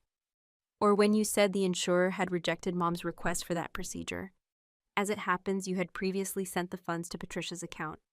A month later, I got a call from Scott. He said the words, 'You're a cold bastard,' but I could hear the grudging appreciation in his voice. I answered, 'I learned from the best. Not my father, you. You demonstrated to me that devotion is more important than blood.' Last spring, Mom wedded that little league coach. The expense of taking children on a real vacation in Europe was divided between Ethan and me, the one Dad always said he would have but never did. Zoe is receiving a scholarship to finish college, as well as my startup capital. Some might refer to what I did to Patricia and Dad as retaliation. I just refer to it as consequences. They're living with them because they made their decisions." Story 3. Hi there, my name is Odelia. In order for my brother's fiancée to receive her ideal home, my parents felt it was my responsibility to sacrifice my name, my credit, and my future. They lied to the bank and falsified documents. They grinned as if it were nothing when I told them, "Yet family members may smile while betraying you, and what more can they do?" It didn't seem like a pivotal morning. There was silence. A portion of the Denver sky that was just starting to get pale was visible from my window. From gray to blue. Behind me, the kettle hissed. Unread emails flickered in my inbox. By midday, I would pretend to respond. That type of morning reliability appealed to me. Not very dramatic. I was holding a broken porcelain cup in my hands. "I'm not a morning person," it stated. "I'm hardly human." A joke present from a coworker with whom I no longer communicate much. That made me grin. My phone then rang. Unknown figure. If it wasn't in my calendar, I wouldn't normally respond. I picked it up, but I hadn't dealt with it before lunch. Perhaps it was instinct. Perhaps it was foolishness. "Is this Odelia Hartwell, please?" Something in the tone made me pause. Too reputable to be a fraud. Too calm to be informal. "Yes, this is Liberty National Bank's Brian White. Regarding the remaining amount on your home loan account that ends in 2048, we are getting in touch with you." I blinked. "My mortgage is non-existent." He did not recoil. 3 years ago, the $800,000 loan was made available, under your social security number and name. A number of notifications have been sent. I didn't ever get a mortgage. I detested that my voice broke a little. "I'm not a property owner. You have the incorrect individual." "No, ma'am. We confirmed the SSN and date of birth. Every page has your name on it." For a moment, I stopped breathing. $800,000, $1,000. I hardly had $800 in my checking account. He inquired whether I wanted a complete digital copy of the loan file sent to me. I was unable to respond. I didn't say goodbye as I hung up, then simply sat with their phone, heart in freefall. At this point, I wasn't even afraid. I felt numb. I opened a drawer in my kitchen later that morning. Before I found it, I had no idea what I was looking for. A slender flyer, generic trademarking. "Greetings from Liberty National," 6 months prior to the date. Unopened, I had thrown it in with the garbage mail. It was a pre-approved envelope with my name put on it. I then opened the plastic container beneath my bed. Outdated tax forms, medical expenses, paperwork remnants I hadn't considered for years. I kept seeing my signature on FAFSA paperwork for Jason on hospital authorizations after Mom had her hip replaced as I was looking through a family folder. I had always filled things out and offered assistance. Always have the ability to read the tiny print. Then something clicked. It was 3 years ago. Around that time, Jason began looking for a home with his girlfriend Vera. I recalled them discussing it over Thanksgiving. Mom said, "The market is brutal," Jason remarked. "We'll find a solution. Family always does." I assumed at the time that she meant they would lend him some funds or perhaps assist with a down payment. Back then, the statement "family always does" seemed giving. It felt like a weapon now. I took no immediate action. I was unable to. I spent hours sitting in quiet. I gazed at my laptop without opening it. Like time passing, I observed dust moving across sunshine. Everything was harsh and slow. I gave my mom a call that evening. On the second ring, she answered. "As brilliant as ever, my dear." I dropped off a pot roast. "Did you get it?" "Thank you," I said. "Hello, brief inquiry. Why does Liberty National Bank have a mortgage in my name?" Quiet. Just enough time to raise suspicions. "Oh, that." As if she had been waiting for this, her voice came back in. "It's only paperwork. Jason needs some assistance in order to qualify." "I take it you weren't doing anything major with your credit?" I sat up upright. "You used my name when you signed for a property. You're not really purchasing anything. And he needed it badly. He has been working so hard, you know." I couldn't decide whether to chuck my phone or laugh. "The point isn't that. I wasn't even informed." With that tone of disdain, she replied, "You always overreact." I hadn't missed it. "Jason is worthy of a future. He's under a lot of strain, you know. We assumed you would comprehend. It's you who has always maintained composure." I was hardly able to talk. "Do you believe he should have a home in my name?" "Look, sweetheart," she let out a sigh. "You have no family at all. Jason gets started. This is more important to him than to you." It was quite informal, as if she had just borrowed a garment and neglected to return it. She wasn't upset. She didn't feel embarrassed. In her view, at least, she was logical. I didn't say anything else before hanging up. I couldn't have said anything to get her attention. I didn't get any sleep that night. My eyes were wide open as I lay in bed watching the ceiling spin slowly like a carousel. I had a fresh taste in my tongue with every remembrance of assisting, acrid and metallic, utilized. Jason's vehicle wrecked when I was 15. When I damaged a fender, Dad said it was the weather. After 2 years, I was informed that unless I spent every penny fixing it myself, I would never be able to drive again. When I received a scholarship to come meet you, Jason left community college twice. Boulder's mother stated. "Don't boast. He is sensitive. I worked while I was in school. I made early student loan payments." Jason always had the newest iPhone, but he was only able to work for 6 months at a time. He was always rescued by someone, including me. It was me who had nothing to need. The one they referred to as independent. The person who heard that you're really strong. However, I was beginning to understand that strength was simply a code for survival. "Whatever we do to you." I shut down my laptop without sobbing or screaming. There was a silence about me that I had never experienced before. Not calm, not peace. There was only a stillness so thick it was like gravity. They had used my name as if it were their own. Maybe because to them it did. But that was about to change. I didn't need an alarm. My eyes opened before the sun had fully crested over the neighboring rooftops. The room felt heavy, like the kind of silence that settles after something important is cracked. I pushed off the blanket and walked barefoot across the hardwood floor to the file cabinet I kept tucked beside my desk. It was an old metal thing I'd bought secondhand, back when I thought organizing my life in folders would somehow give me control over it. I started pulling files, school forms, tax returns, medical consents, all the documents that had ever needed my signature over the past 10 years. Some still smelled faintly of printer toner. Next, I opened the email from Liberty National. The PDF loaded sluggish. I studied the small spinning emblem like it may flicker out of existence if I stared too intently. When it eventually showed, I zeroed closely on the signature line. It looked like mine. At first look, the arc of the O, the tail on the A, but then I spotted the R and Hartwell. It didn't dip. Mine always drops.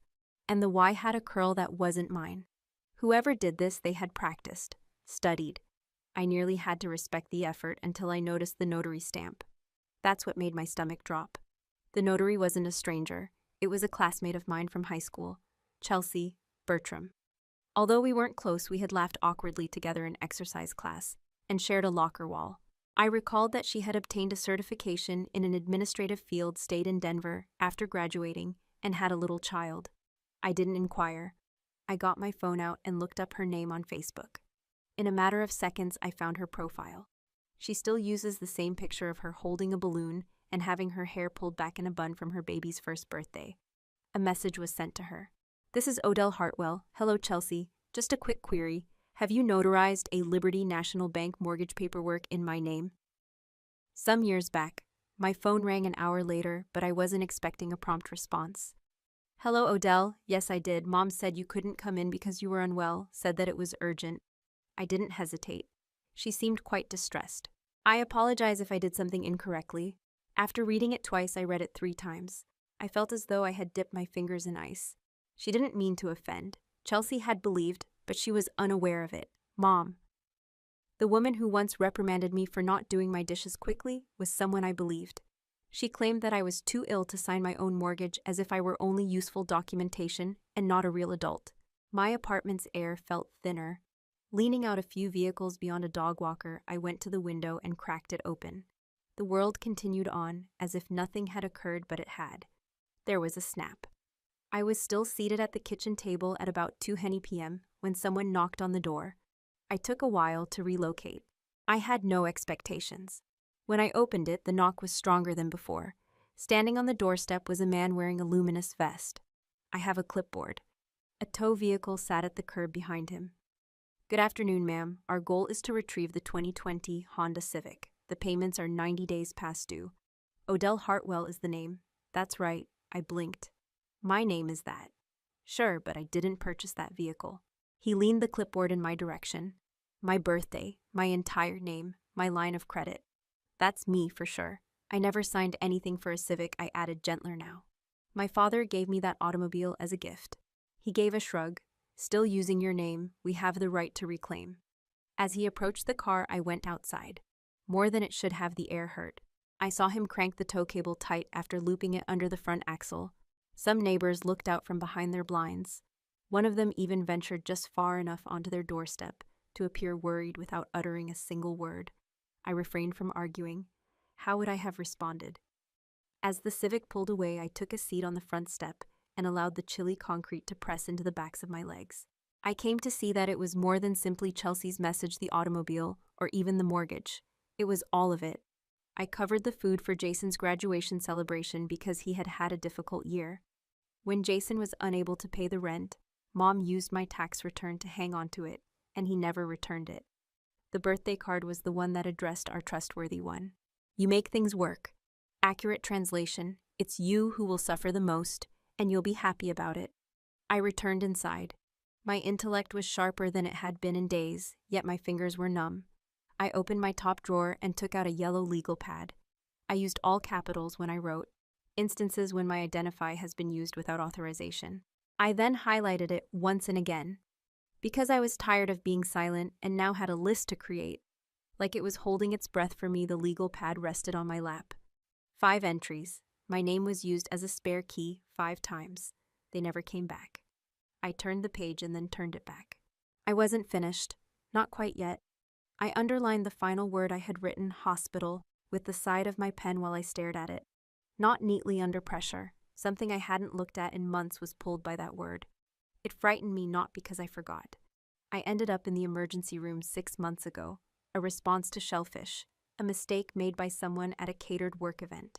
The ambulance ride came back to me because my throat had closed up so quickly, in flashes only. For more than 12 hours, I had been unconscious. My mother was the only guest mentioned while I was there, and I dismissed it as consoling. Mom would be there, of course, but I couldn't help but wonder what she had been up to during those hours when I was immobile, unable to sign, unable to talk. In order to access my old email, I opened my laptop and scrolled to the dates surrounding the incident. Finding it didn't take long. Well done. Your application for a Liberty National mortgage has been accepted. 3:11 p.m. timestamp. I opened it by clicking. Go over it again and again. All afternoon long, I was unconscious. I was aware of that. I didn't wish to make assumptions. I was looking for evidence. I called the hospital the following day. I pretended to be merely organizing my medical records. I spoke to a woman named Trina in records after being passed from department to department. Could you verify who signed my ER intake paperwork return in October? After a moment, there was some clicking on the keyboard. It appears to have been a family member. A lady named Patrice Hartwell was listed. Mom, I understand. Do you? Do you chance to have film of my room or timestamps for when I was admitted? Trina was quiet for a minute. Then she said quietly, You were taken in at 2:12. Nurse records show you were unconscious by 2:29. There's a hallway camera we can grab to confirm. She phoned me back 2 hours later. Her voice had a distinct tone. The tape shows your mother entering your room at 2:47 p.m. You're plainly unconscious. I'm sorry if this is upsetting, however, you don't move the entire tape. And the mortgage signature was timestamped 3:11. I stated she didn't react. She was not required to. I ended the call. For the first time, I sat down carefully and allowed my hands drop into my lap. I refrained from crying. I refrained from screaming. All I could do was watch the weight fall on me.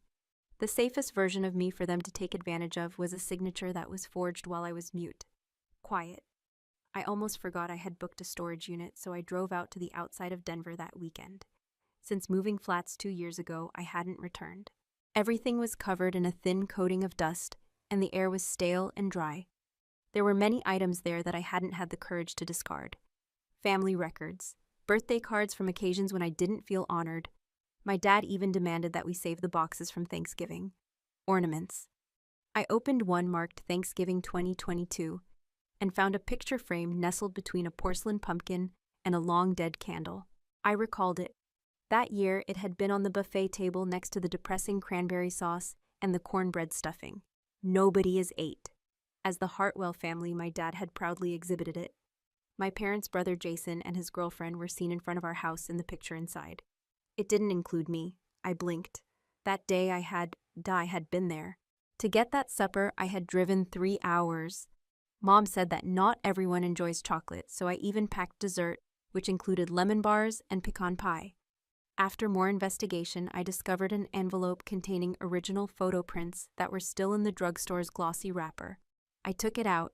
We were there, every one of us. I was one of them. With one arm slung over Jason's shoulder, I stood directly between my parents. I was dressed in my favorite fall sweater, which was burnt orange. I had been cut out. Not in a symbolic sense. Literally, they removed me from the picture. The package was still open in my lap when I sat down firmly on the concrete floor. Above the bright light bulb flashed time and again. They had done more than simply sign my name. They had begun to remove me from records, judgments, and memories. I wasn't only the fallback option. The unseen one was me. I held both pictures, side by side, one with me and one without. My hands remained steady. No more. I was removed from the photo by you, I muttered. I'll write one now. Erasing is impossible. I took a while to text her. I held the cropped photo like it was radioactive and looked at it for hours that night. I listened to both versions side by side on my desk the next morning. Me and me out, and I snapped a photo. After that, I opened a text message that I hadn't seen in weeks. I'll attend the dinner on Sunday. I only wrote that. I put the original picture in my purse's side pocket, zipped it up, and didn't look at it again until the weekend. It was chilly on Sunday. Everything felt sterile, that kind of late winter cold. It was well after 5 o'clock when I arrived to my parents' centennial home. In the driveway was the identical gray automobile, the porch light clinking against the same wind chime. It smelled like roast steak and lemon-scented floor cleanser inside. It was all too bright, too gleaming. Maris. As if I hadn't been silent for a week and a half, my mother opened the door. Observe who chose to accompany us. As though I were a visitor, she chirped. Not the mother whose life they were tearing apart piece by piece, not her daughter. My father grunted something that hardly amounted to recognition. Harlan. Ronan, my brother, was in the kitchen already. He poured wine as if he owned the establishment.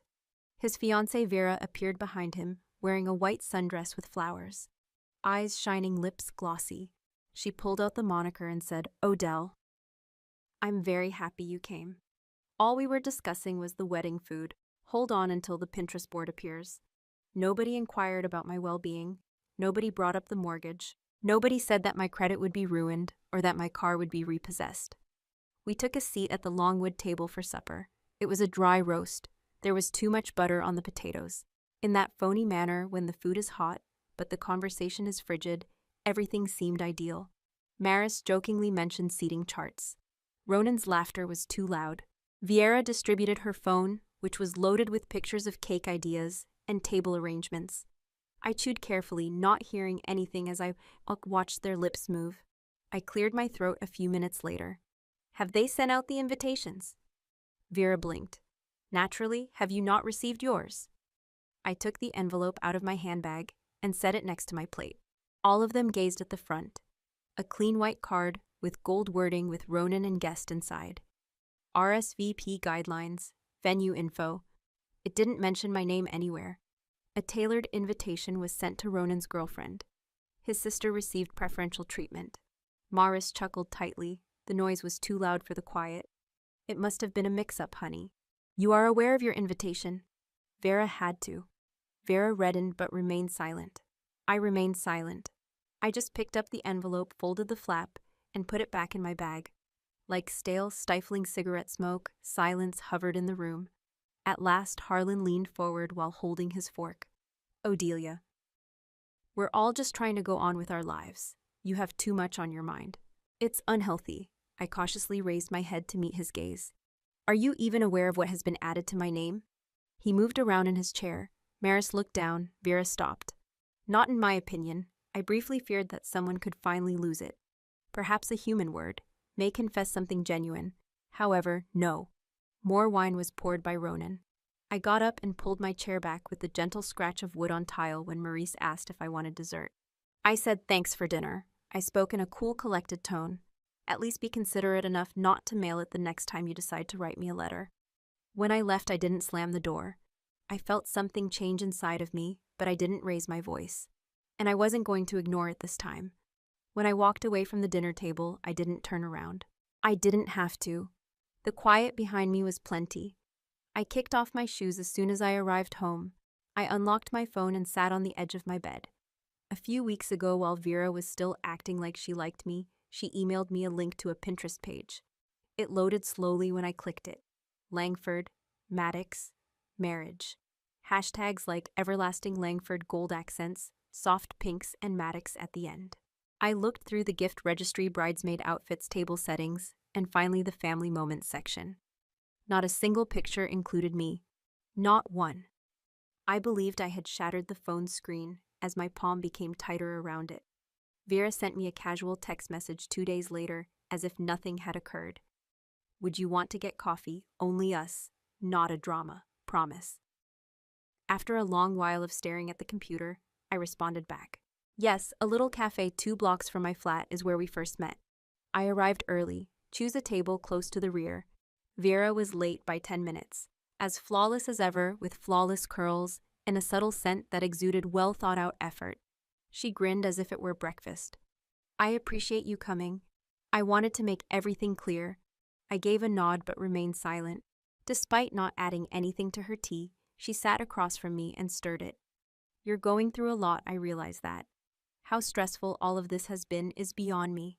But you know, Odelia, this is Ronan's moment. He sincerely cares that everything happens without a hitch. I could detect the salt behind her sugar-coated tone. I only hope, she murmured, raising her large, phony, worried eyes to me. The wedding won't be a scene because of you. Your parents, especially your mother, would be very saddened by it. After you were finished, I blinked after staring at her for a long moment.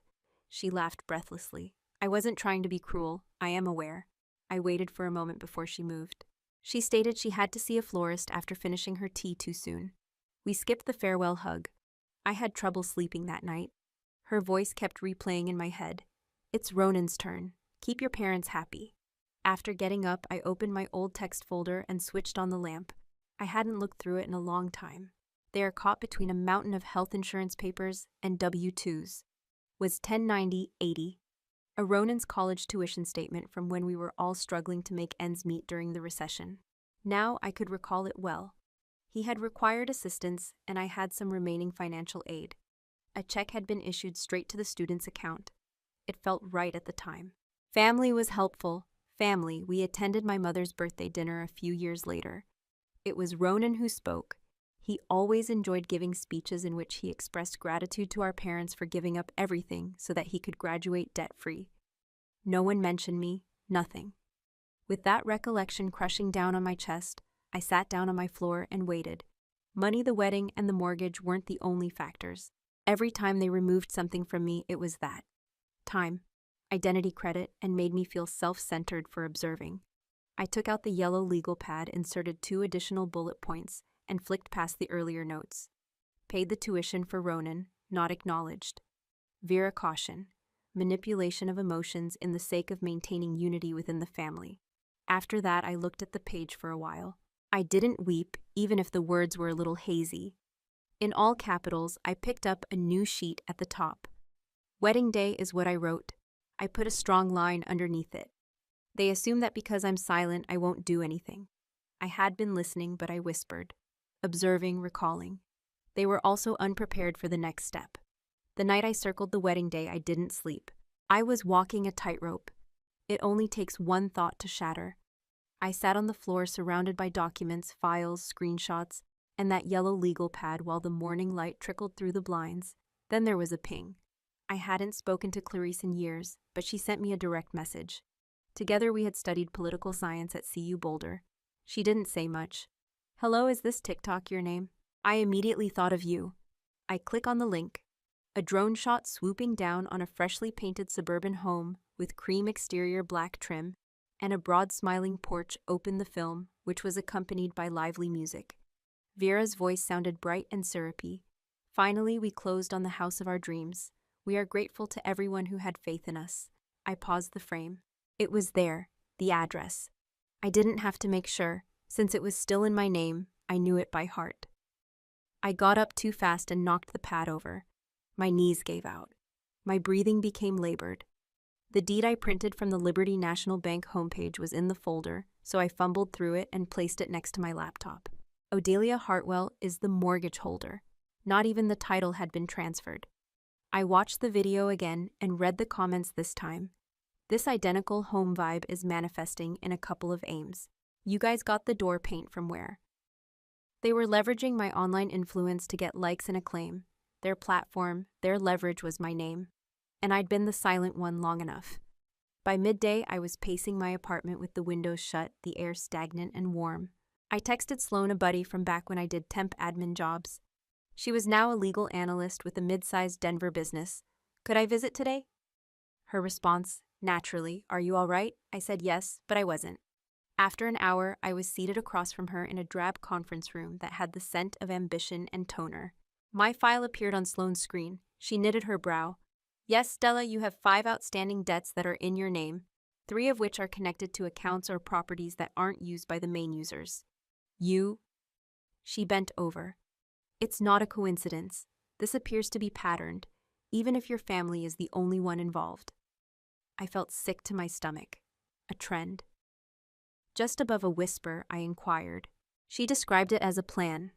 This might be viewed by a class action attorney as a purposeful framework for identity exploitation. Not all you are is a victim. They have been using you as their mechanism. Like a freight train mechanism, the term struck me. To them, I was not a person. A credit score was me. I can recommend a specialist to you, Sloan added. She is harsh and deals with situations of familial deception. I gave a nod. Every item that was reported and every questionable overlap was printed down by her. Back at home, I gathered the papers like armor. I opened a new browser window, spread the documents on my bed, and entered Bank Fraud Division Liberty National Report, Identity Abuse. I hovered over the subject line, clicked the form, and uploaded my supporting documents. After that, I suspected fake ownership, typed urgent mortgage dispute, and pushed submit. The response arrived just before dawn. We have launched an inquiry. Please provide identification that has been notarized. I read it 3 times. However, something that had been tight inside of me for weeks finally relaxed. I wasn't shouting into space for once. There was a listener, an official perhaps. I shut off my laptop and gazed at the ceiling for a while, allowing myself to experience it. Moving, real perhaps, but little. I was outside the downtown office at 9 in the morning. Lowry, Kessler, and Browner had been referenced by Sloan. The nameplate on the glass entrance glittered inside the ancient brick structure with steel-framed windows. I was greeted by the aroma of citrus cleanser and copier ink. 10 minutes after I submitted my name, I was seated across from Mr. Clay Browner, a guy with a voice like sandpaper and weary eyes. Without a word, he glanced through the folders I brought. He sometimes murmured something. recurring patterns in conduct, misuse of power of attorney, fraud inside the family. You're not the first Hartwell I've seen, he replied bluntly after giving me a quick glance. In the past 7 years, that name has been connected to 3 instances. All of them were quiet communities. Hartwell, I blinked. He gave a nod. Family, have faith. Mistreatment. It's more prevalent than most people realize, particularly with golden child relationships and strong control parents. It can be classified under organized fraud legislation after it is adequately recorded. Are you implying that they have already done this? Not when it comes to mortgages? No, he said, shutting the file. However, with medical debt, business loans, and even auto titles, your situation, it has teeth. I felt taller as I made my way back to the parking lot. Not secure, not quite yet, but rooted. I heard my name being called from behind me at that moment. I neatly twisted the hair of a woman wearing a navy jacket, moved forward. Her eyes were familiar to me, but not her face. Back while we were still talking, I had already seen them in pictures on Ronan's phone. It came together, Soraya. In response to my silence, she remarked, "His ex is me, naturally." She wasted no time. He leased an automobile under my identity, said that it was only transitory, also had a loan authorized. The address on the documents was revealed to me when a collector contacted. Your parents' home drive Maddox. I gazed at the document. She gave me a 5-year-old debt statement. I wasn't surprised. I just made sure. Everyone believes Ronan, even if I attempted to tell them. So endearing. He spins everything like it's nothing, she said. Silences you by gaslighting you. I had an odd rush. Not yet, not with rage. More like contentment, verification. The narrative that I had been living in solitude was no longer exclusive to me. Thank you, I said. You won't believe how much this helps. After giving me a nod, she lightly caressed my arm. You're not insane. I gave Sloan a call later that day and left a message. We have a witness that supports our claims. Soraya is her name. She has documents. I then made a call to my house. Dinner time was nearly here. They would be at the table, I knew. Avoiding one other's gaze, they passed rolls. It was Mary who answered after the 3rd ring. I said, "Hello, Mom." I spoke in a calm, measured tone. "Oh, Odelia," she spoke in a clipped tone. "You ought to advise Ronan to get legal counsel." Then silence. "Are you putting your own family at danger?"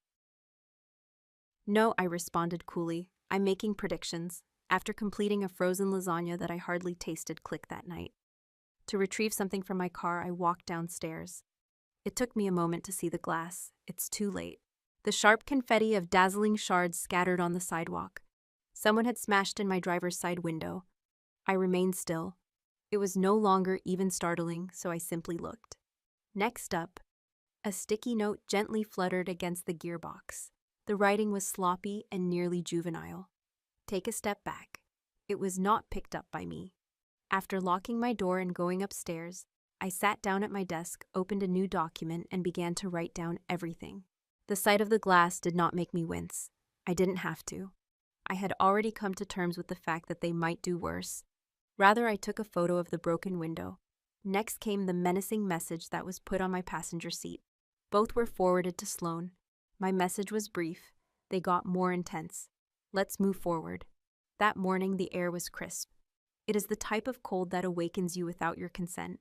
I drove to the downtown legal mediation after putting on my heavy coat. My window has been temporarily repaired using duct tape and transparent plastic. The voice in my brain sounded a lot like the fluttering, screeching sound it produced. Unrelenting. A white-walled conference room with polished flooring and coffee cups arranged in neat rows, as if none of us were there to wreck someone else's life, was too bright to maintain inside the hearing room. However, it was the problem. Mine had already been damaged by them. Sitting across the table clothed, as if the strain hadn't yet penetrated their pores, were Ronan and Vera. Vera smiled tightly at me. Ronan didn't even glance at me. The representative for Liberty National cleared his throat. We're here to examine the property-related mortgage dispute, Juniper Hill Lane 731. I composedly laid out the hospital timestamps, the notarized affidavit, and my signature overlays on previous legal documents. My voice cracked like a virus, as each slide I clicked through struck like a silent gavel. We believed she had given her consent. We believed she was aware. The HOA board remained steadfast until the investigation was finished. Due to legal liability, your renovation permits have been suspended, and you have 30 days to leave the property. The back of Ronan's chair scraped. This is absurd. It's us who make that place better. You used money that wasn't yours to turn it.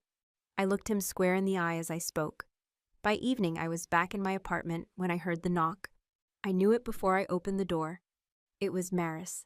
Her eyes looked heavier than I remembered, her hands trembling as she clutched the hem of her cardigan. She didn't ask to come in. She just stood there on my welcome mat like a ghost who didn't know she died. We just wanted Ronan to have a future, she whispered. You were always fine, Odelia. No, I said evenly. I was always invisible. There is a distinction. I handed her a sealed envelope, copies of the debt reports, the forensic signature analysis, and a timeline of every theft under my name. You'll need this, I said. The law's coming next. She nodded once but didn't argue. She looked older, like all the denial had finally sunk through her skin. When she left, she didn't say goodbye. Later that night, I opened a cedar box from my childhood closet, the one I used to hide birthday cards and drawings inside. Beneath folded construction paper was a yellowed envelope I'd never opened before. The handwriting was unmistakable. Grandma, my breath caught. Inside the letter was simple, but the words hit with the weight of every quiet moment I'd ever swallowed. They did this to me too. Once your mother and her sister. Don't let them define you, darling. Take your name back. I read it 3 times before I set it down. I stood at the window, Denver's skyline glowing faintly against the night. I felt still centered. Not triumphant, not bitter. Just ready. You used my name like it belonged to you, I whispered, but I reclaimed it. My phone buzzed beside me. Court clerk, subject line filing acceptable. You will be advised of your hearing date. I grinned, not because I won, but because I finally showed up for me. The courtroom was silent. Quiet in the way. Only locations loaded with judgment may be. I sat alone at the plaintiff's table, hands folded, breath steady. Across the aisle stood a man in a gray suit representing Ronan and Vera. No eye contact, no acknowledgement, just paperwork and silence. Mr. Browner, my attorney, leaned in and slid a single page toward me. You don't have to speak, Odelia, but if you do, make it count. I nodded, but I already knew I wasn't going to say a word. The judge, a woman in her 60s with sharp eyes and a voice like slate, read the decision clearly without drama. The mortgage was voided. My name cleared, credit restitution ordered in full. Then she made an unexpected addition. A pattern of coercive financial abuse within the family structure is acknowledged by this court. This is a formal warning to Maris Maddox and Harlan Maddox. There will be civil penalties for any additional involvement in their children's financial affairs. Behind me, I heard a shift. I headed for the courthouse steps without looking out. Maris was sitting by herself on a bench when I noticed her. Her hands were clenched tightly on her lap, and her back was straight.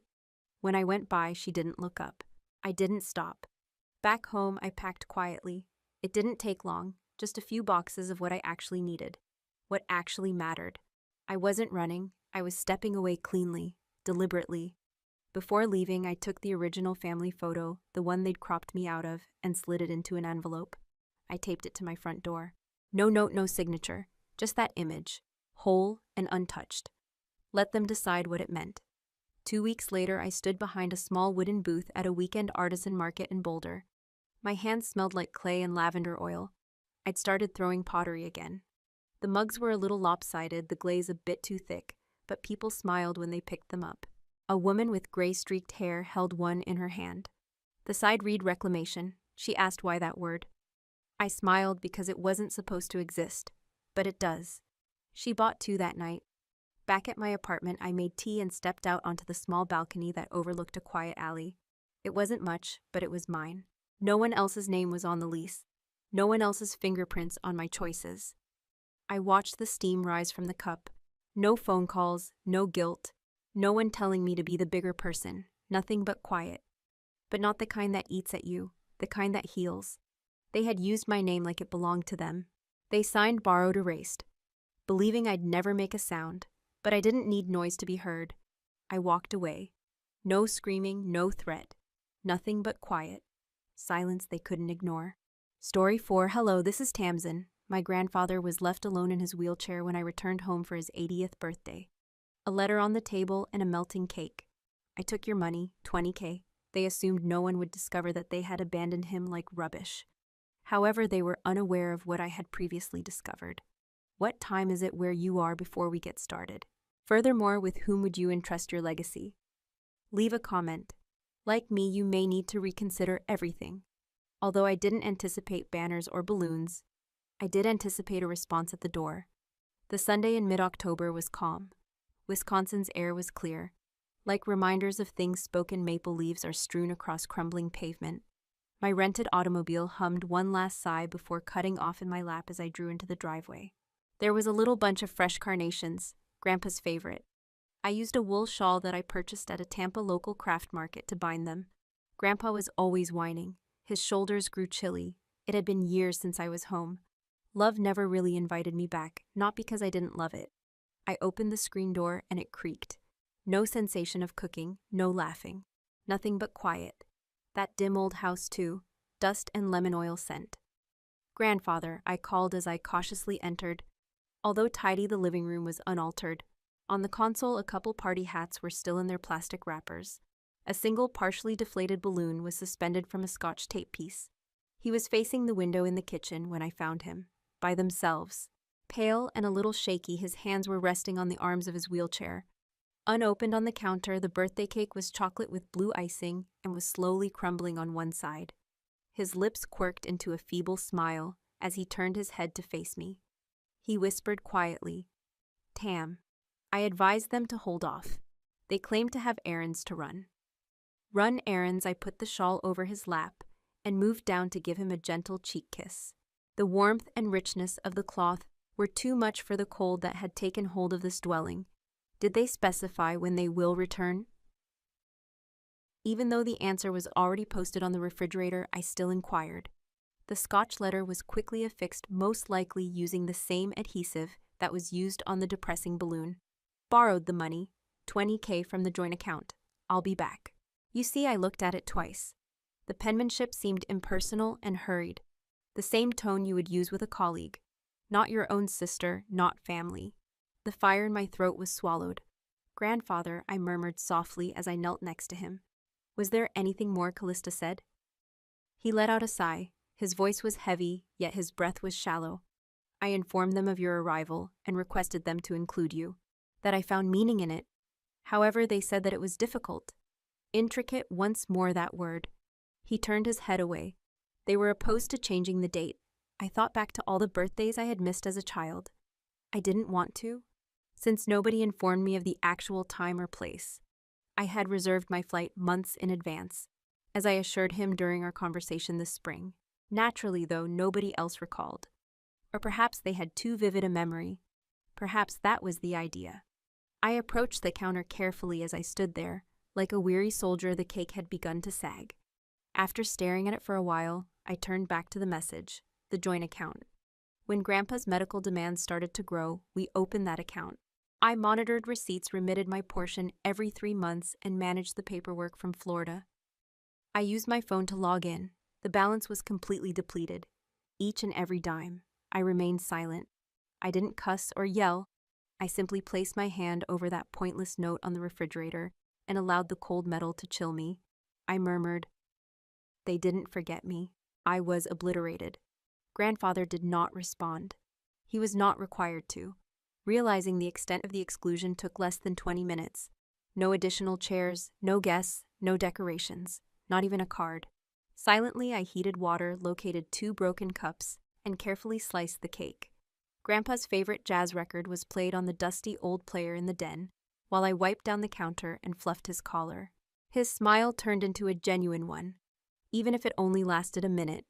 As we sat at the table, steam rising from our tea, I glanced down at my phone again. No texts, no missed calls, not even from Mom. I wasn't late. I was unwelcome. This wasn't neglect, it was strategy. I held my cup close, breathing in the bergamot and bitterness.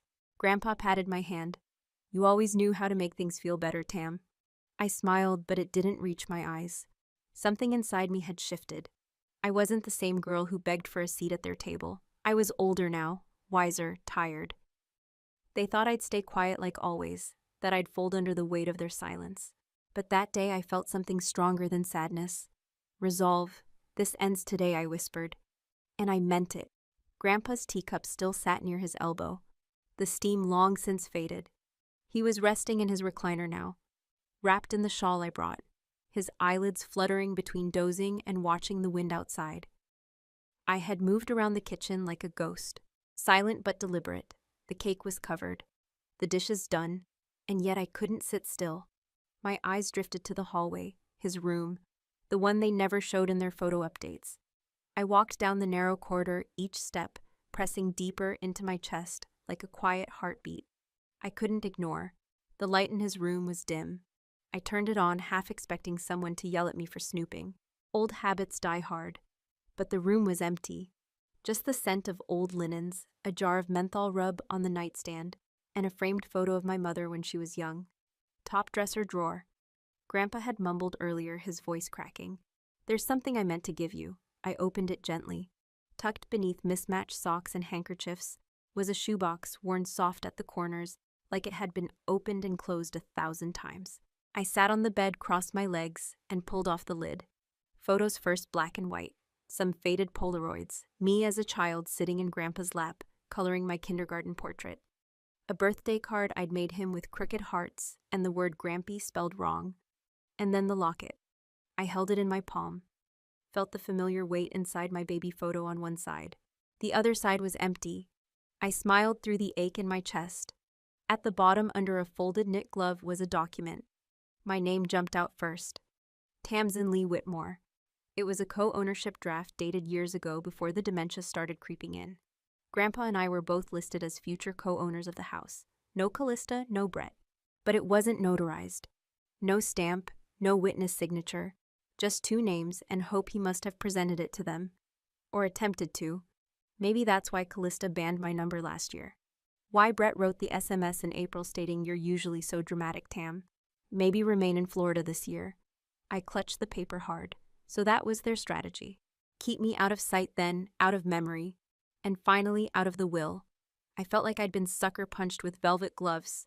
The worst treachery never shouts. It whispers. I turned out the light and slipped the shoebox back precisely the way I found it. My thoughts was racing as I hurried to the kitchen to check on Grandfather again. He gazed, smiling faintly when he spotted me. "Did you find it?" he inquired. "I did," he nodded like it pained to confess. "They stated you had your own life, that you didn't want to be tied down here." "I never stated that. I know." A long hush passed between us. Then just as I turned to get him another cup of tea, he whispered, "I attempted to solve it. I tried, Tam, but they always made me feel like it'd be simpler if I just let things be."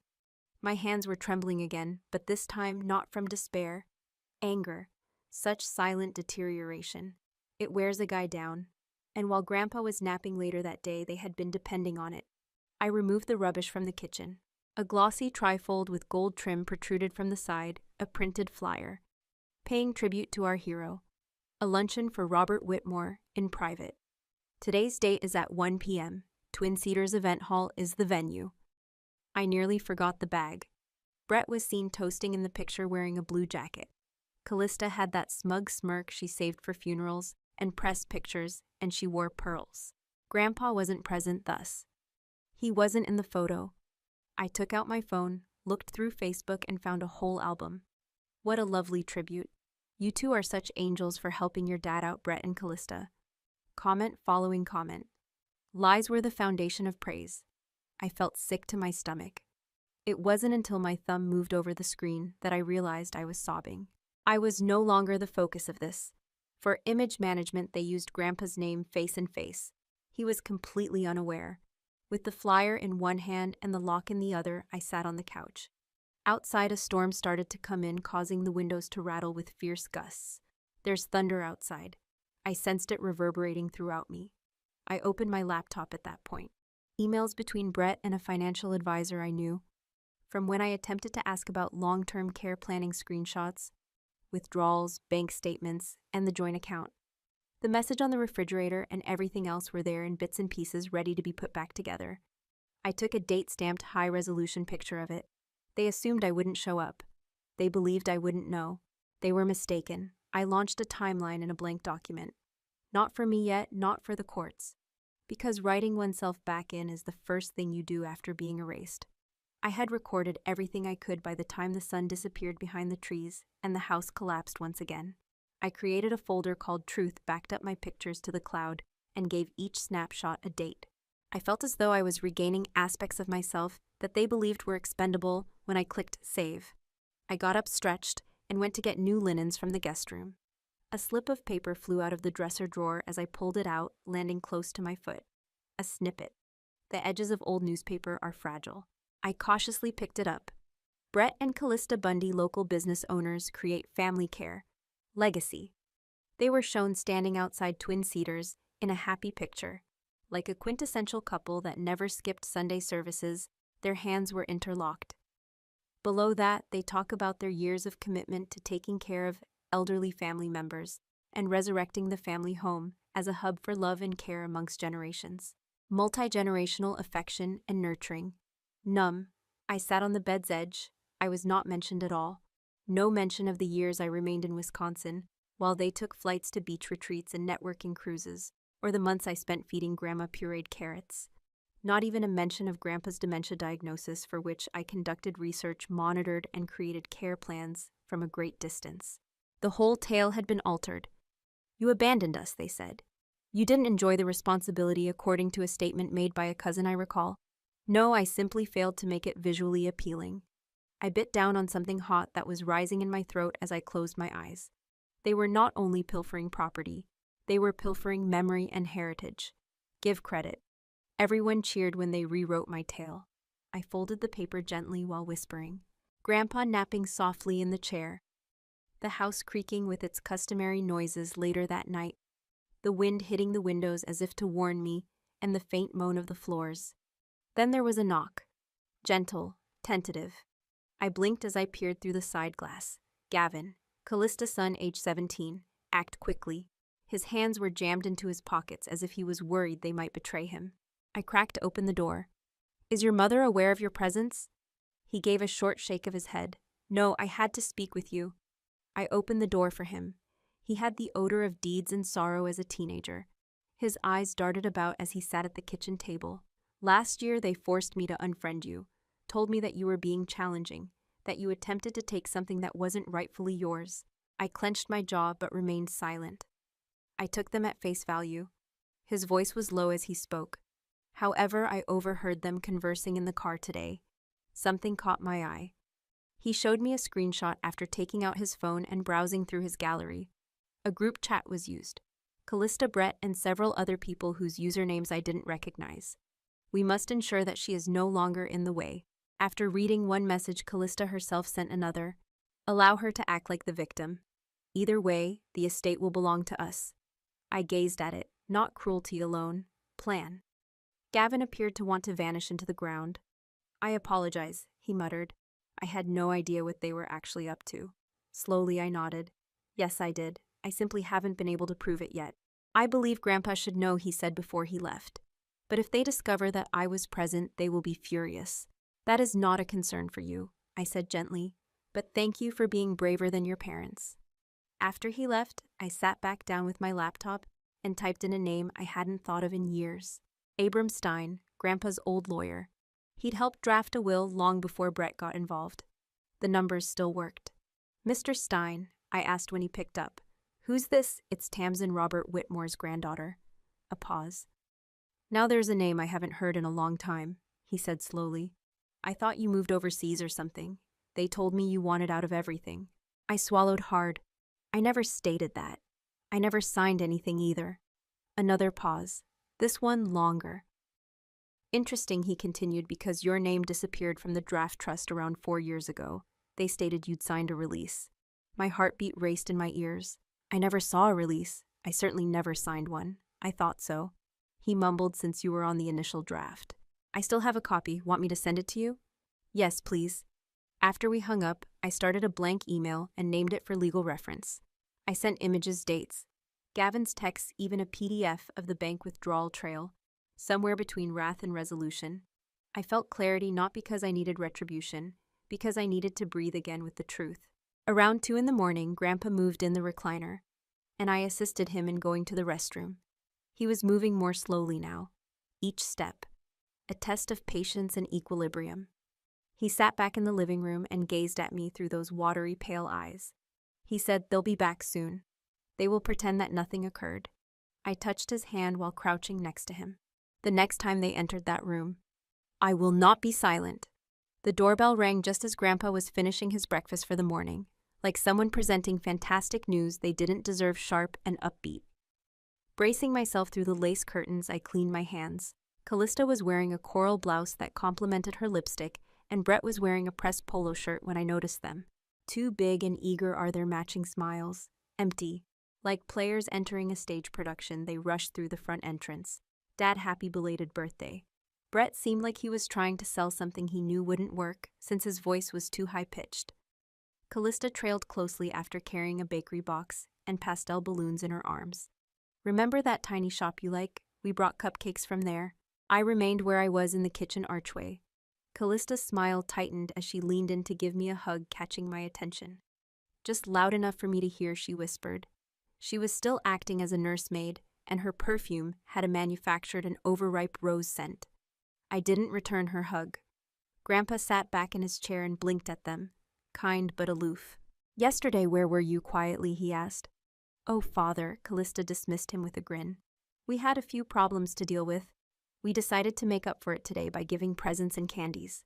As if it were a priceless item, she mentioned a vibrantly colored purse on the coffee table. As they hovered around him with inflated devotion, I remained mute. Brett caressed his thinning hair, handed him a card, then pulled out his phone to take a photo with his unimpressed grandfather. They lingered for less than an hour, long enough to create the appearance of affection, but not long enough to demonstrate it when they eventually departed. I didn't pick up the gift bag until I heard the SUV's engine fading. A financial finalization envelope was tucked inside tissue paper. No note, no card. That was the only thing that made my chest turn. I cautiously opened it. Legal documents, a reverse mortgage form, one that would give Brett and Callista authority over Grandpa's house.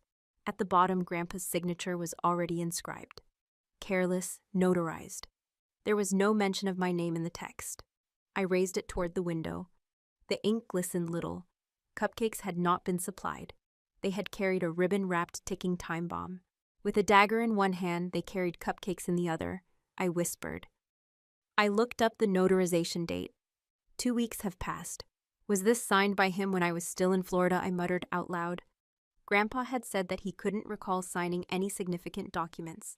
I now understood why, after 15 minutes, Brett came back by himself and said he had forgotten his sunglasses. He discovered me with the document at the dining table. After pausing, he grinned.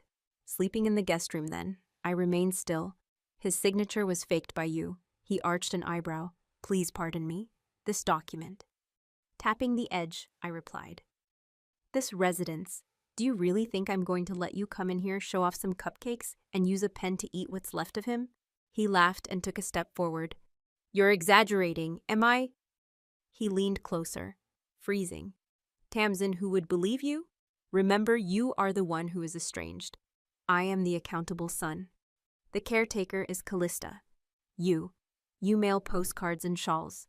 Slowly I folded the paper and replaced it in the envelope. Perhaps no one has yet to believe me. He didn't respond. I sat next to him while the fire roared in the hearth and Grandpa slept close. He simply fixed his shirt and left whistling, as if this was all part of the routine that evening. He opened his eyes and peered a little. They used to beg for bedtime tales, I recall. His voice was full of weary nostalgia as he spoke softly. "Fiction is now written in courtrooms." The knot in my throat was swallowed. Even though he hadn't seen the document, he had a gut feeling. Not all the details, perhaps, but enough.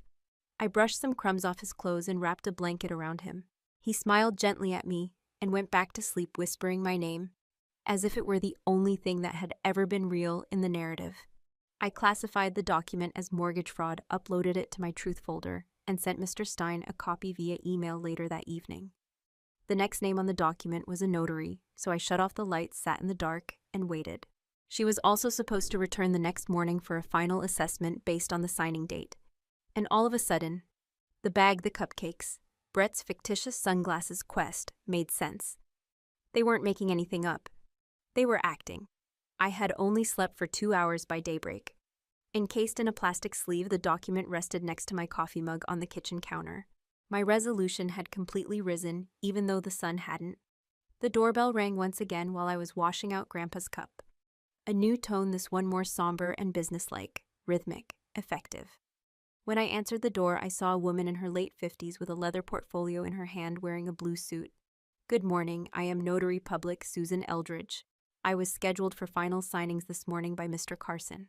The name on the reverse mortgage documents was Mr. Carson. Brett had most likely buttered up to a local loan officer. Slowly I moved aside, naturally voice level. Come in, please. She trailed behind me into the eating area. As the woman put down her luggage and started to spread out paperwork, Grandpa remained in his chair by the fireplace, sleeping soundly, with a blanket over his knees. He peered at her, stirring his eyes. Are you someone I know? Susan gave a tentative, courteous grin. You. Sir, we met last month. You put your signature on preliminary paperwork. All I need today is your final clearance. As I brought out 2 mugs and offered coffee, I turned to face the counter and tried to gather myself. Or tea, perhaps. She paused. Tea, yes. Thank you. I made my way to the hallway where I had left my phone to charge overnight while the kettle boiled. I needed eyes on an issue, so I texted Dana. Is it possible to FaceTime with 10 notaries here? A big step. On the way. Then 3 spots pulsed at once. Indeed, I'm prepared. If necessary, make a note, but don't sign anything. Susan squinted when I asked for her ID when I returned with 2 cups. Naturally, she gave it to me clearly, startled by my cool examination. I launched FaceTime and clicked the audio recorder on my phone while feigning to scan it. Just a second. With the phone tilted toward the table, I said. Beside the documents, its screen softly illuminates Dana's face in a rectangle.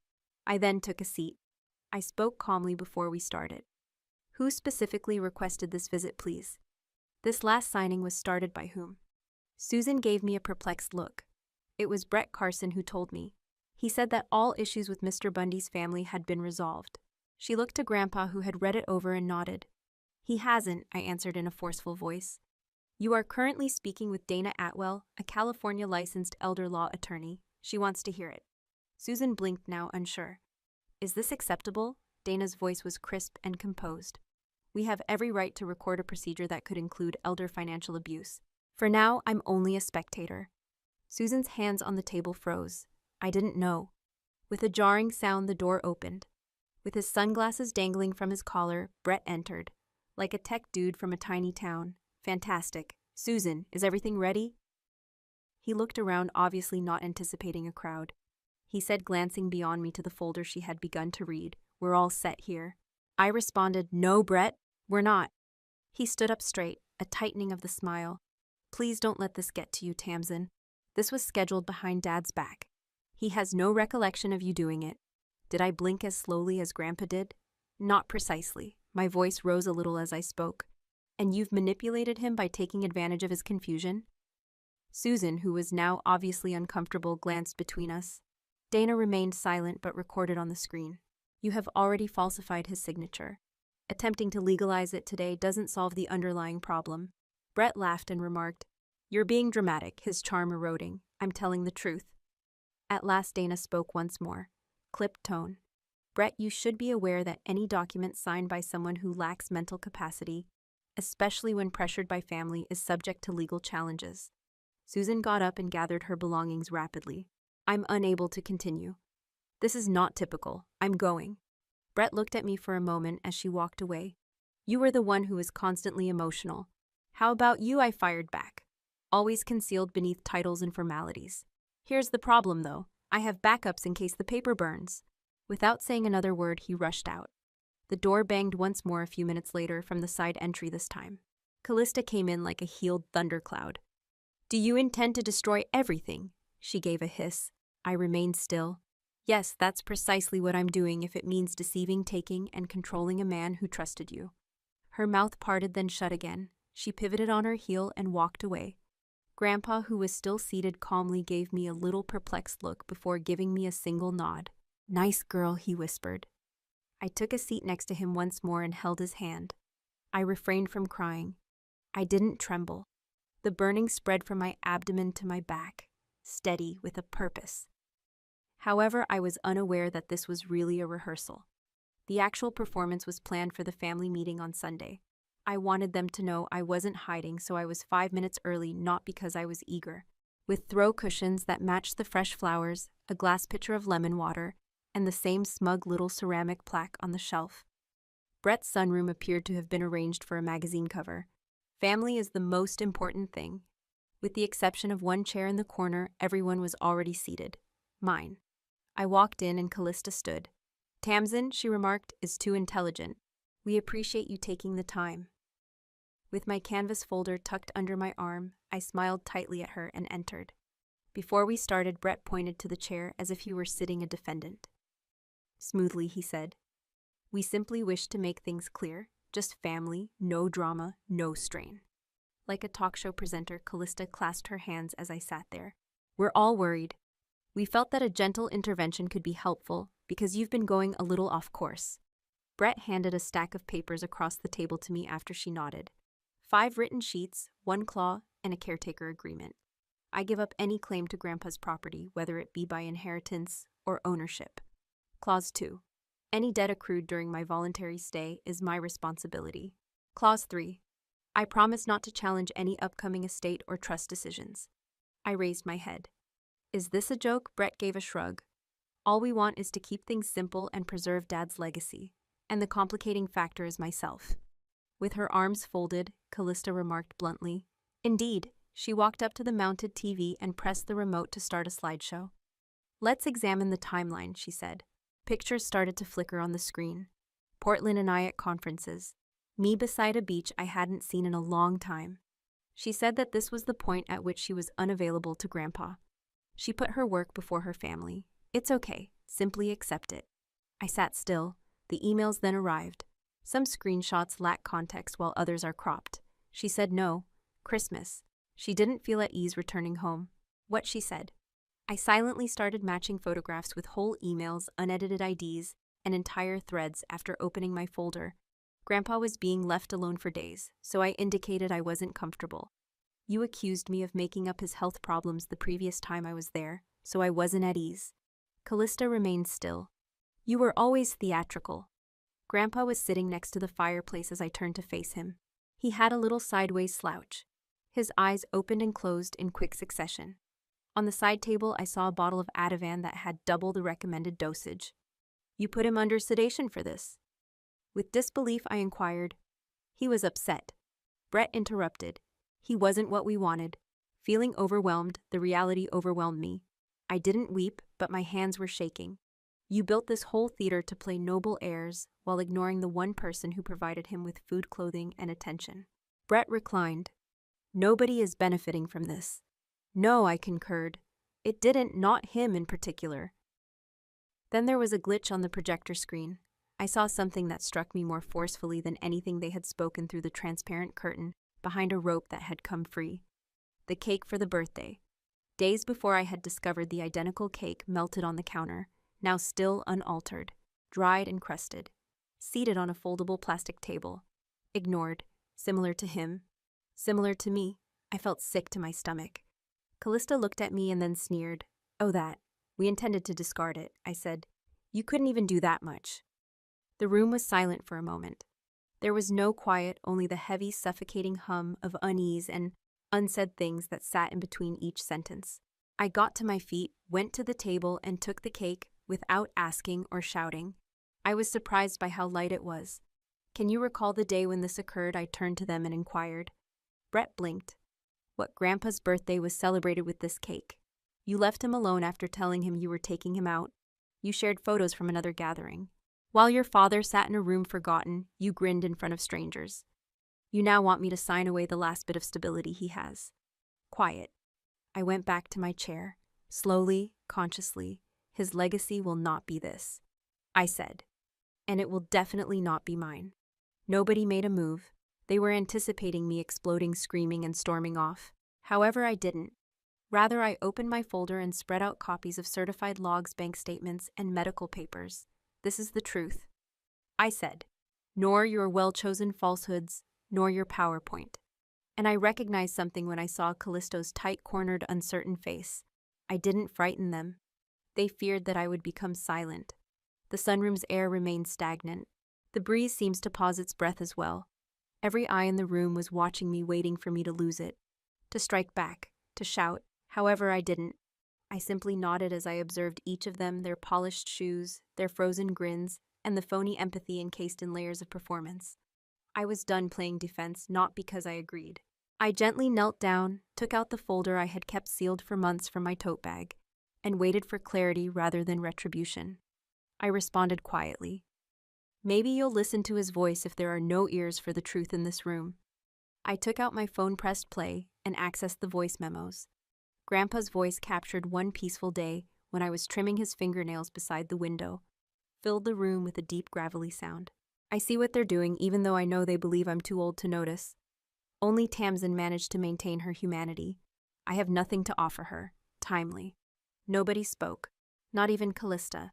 I let the quiet speak for itself. After that, I moved another paper across the table. I came not to quarrel. I came to clarify, I said. 6 months ago, in front of an independent notary and a certified hospice nurse, Grandpa personally signed and saw a notarized power of attorney. Everything is bound and lawful. I gave the paper a tap. I have complete financial and medical power thanks to this paper. Brett waved it about last week, but this one is better. The one without a witness stamp and the mismatched signature. Callista reached for the sheet. Her gaze swept across the page. It's a lie. You played tricks on him. No, you hushed him after I interrupted. There is a distinction. Brett interrupted her as she separated her lips. He said, his voice trembling a little. This isn't real. We can't be taken by surprise. I said you just disregarded it, not that you did. I opened my folder once more. Select a different document, a financial trail this time. I requested that Grandpa's financial records be examined by a forensic accountant. It's funny that the payments he made to your business coincided with his various withdrawals. Brett, he went pallid. You sent him bills for family legacy planning packages and consultancy costs. You even installed a patio heater on your desk and paid him for it. That is a cost of doing business. Brett lost his temper. We use the heater for gatherings, for evenings with the community. No. I responded, meeting his gaze. While Grandpa remained in a cold, drafty living room for 3 winters, you utilized it to have backyard wine evenings with your Rotary friends. Brett did not refute it, but his jaw tightened. Then I made a final grab for my bag. This is the final version of Grandpa's trust, amended and filed 3 weeks prior to his stroke, I remarked, gently placing it on the table. McAllister's expression contorted. That isn't feasible. Yes, it is. In his name, it was also stored in a safety deposit box. Box 312. This week, the first trust bank was validated. I pointed to the clause as I turned the page to the last one. The lone heir and designated caretaker, Tamsin E. Bundy, is to get all real estate assets and remaining interests. The autographs were obvious in case I was incapacitated. It bore the stamp of the Milwaukee trust lawyer. For a second, the amendment was in effect. Nobody made a move. Then Brett knocked his water glass over as he pulled away from the table. We were put up by you. He let out a bark. You orchestrated this meeting and the entire affair. Calm and level, I gazed at him. You started the fire, I said. I simply went through it. Callista's eyes were crimson, and she covered her lips. Abruptly, she got up and walked out of the room. Across from me, I heard the bathroom door bang, like the wind had been sucked out of him. Brett sagged in his chair. I got to my feet, straightened my blouse, and collected the papers. I stated, I'm not here to ruin anyone. However, I also won't allow you to conceal the truth. No more. Grandpa's eyes were partly open as he twitched slightly. He looked at me for a moment, long enough to indicate that he had heard some of it. Perhaps everything. I put the papers back in my backpack. Not with yelling or mayhem, but with a more profound vibration. I sensed the atmosphere shifting. The type that happens when the mask comes off and you can see them for who they truly are. I didn't feel like I had won. I was liberated. However, I was also aware that neither Brett nor I were finished. While everyone else scrambled for silence or coats, Brett stayed. He remained sitting. Like a man who still believed the game was not finished, his eyes were keen and his jaw was clenched.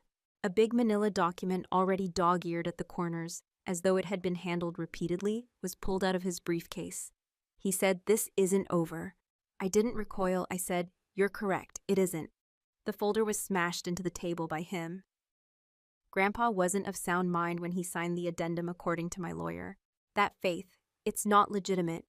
By next week, the court will have it revoked. Now I could see it. The change from self-satisfied manipulation to frantic deflection was his Hail Mary. However, I had already passed him. I responded, "I get what you're attempting."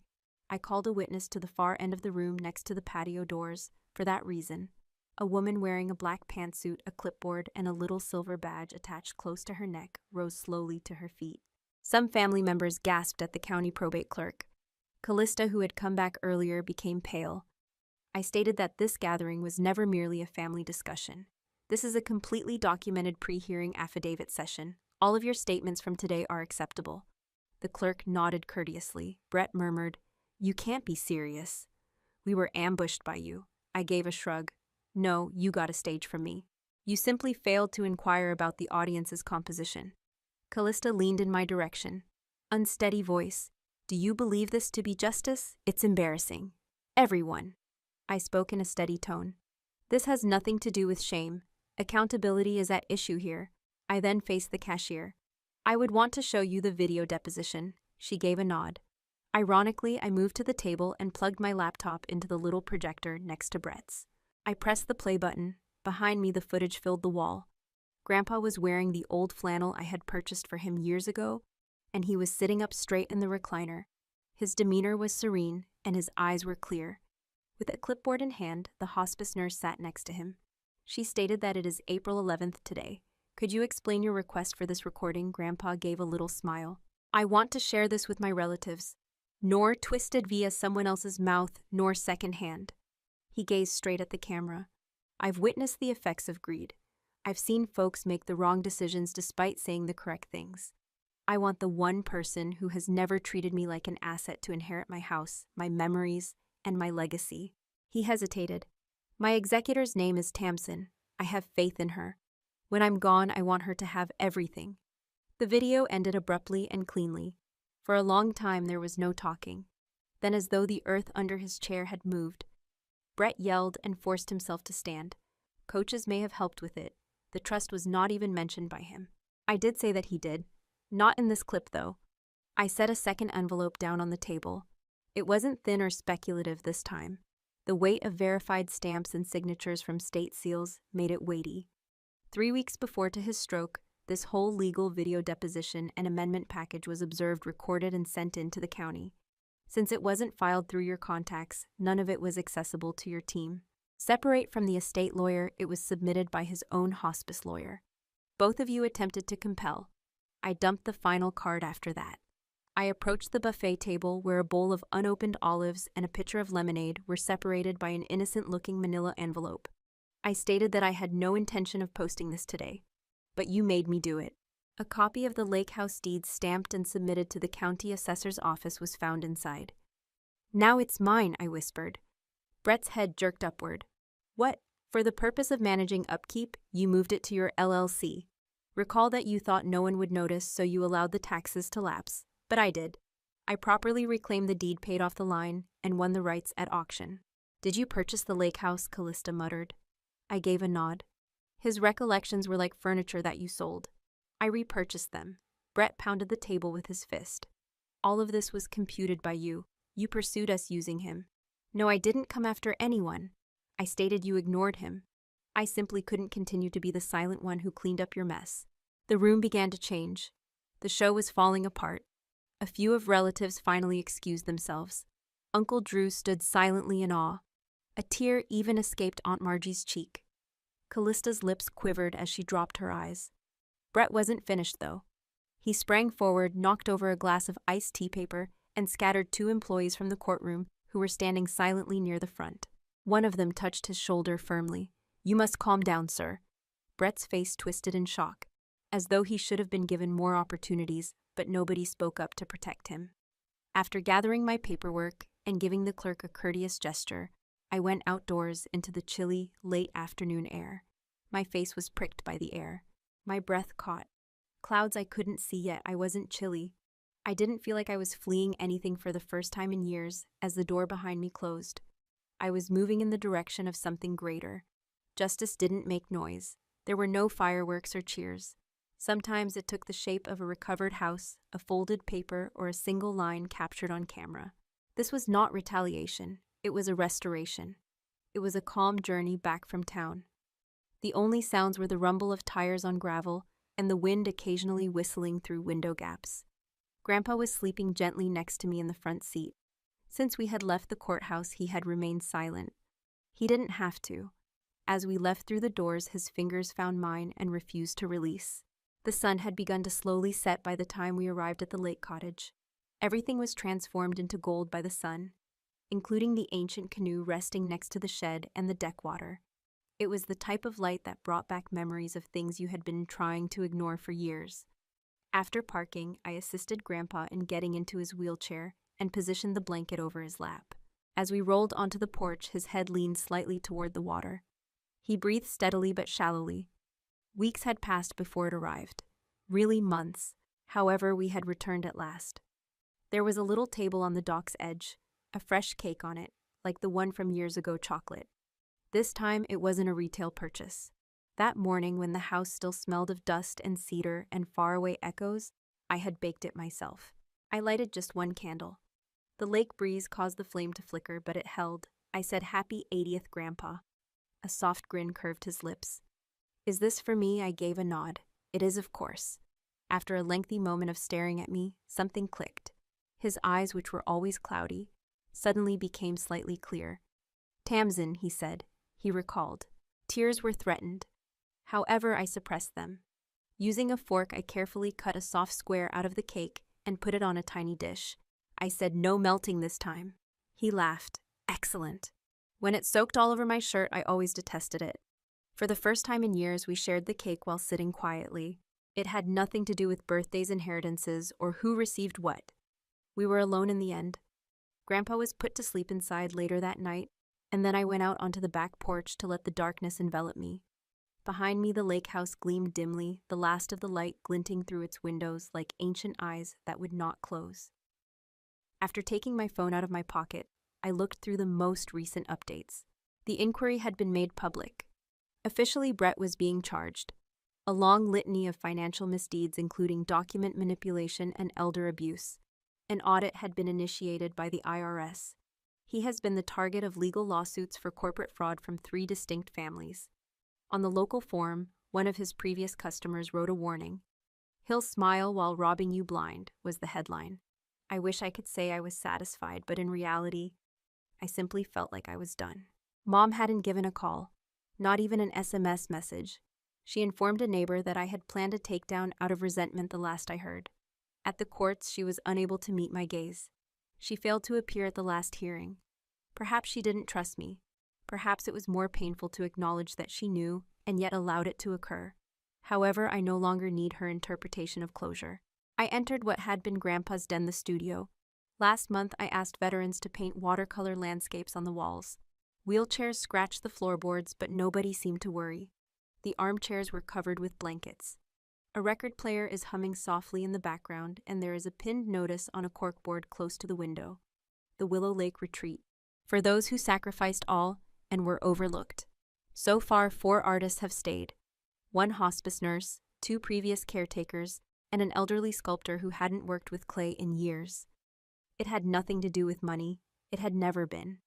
It was about returning the dignity and silence that had been stolen so many times. The mail slot in the front door creaked open as I sat down to go over some intake papers for the visitors the following month. The envelope fell to the wooden floor, and I heard it. I lifted it up and turned it over. No address for return. To the lady who made all the difference, it was just a nice script. There was a letter inside. "I knew Brett 10 years ago, but you don't know me, Tamsin. The fantasy he sold me ended up being a lawsuit. With the exception of my kid, I lost almost everything.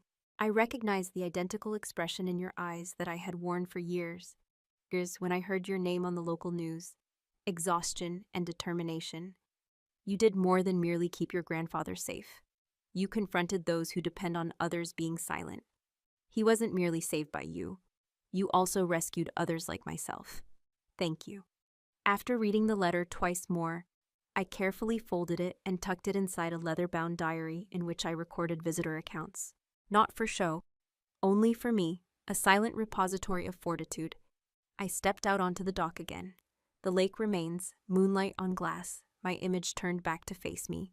Neither younger nor older, just more precise. Grandfather woke up in his sleep somewhere behind me, and something at last calmed down inside of me. Not retaliation, not triumph, calm. We lose family members occasionally. Creates room for the strength we didn't realize we have. And justice doesn't always yell. It enters, remains after lighting a candle. Was there ever a time you had to recover something your relatives attempted to destroy? Tell me in the comments. I read all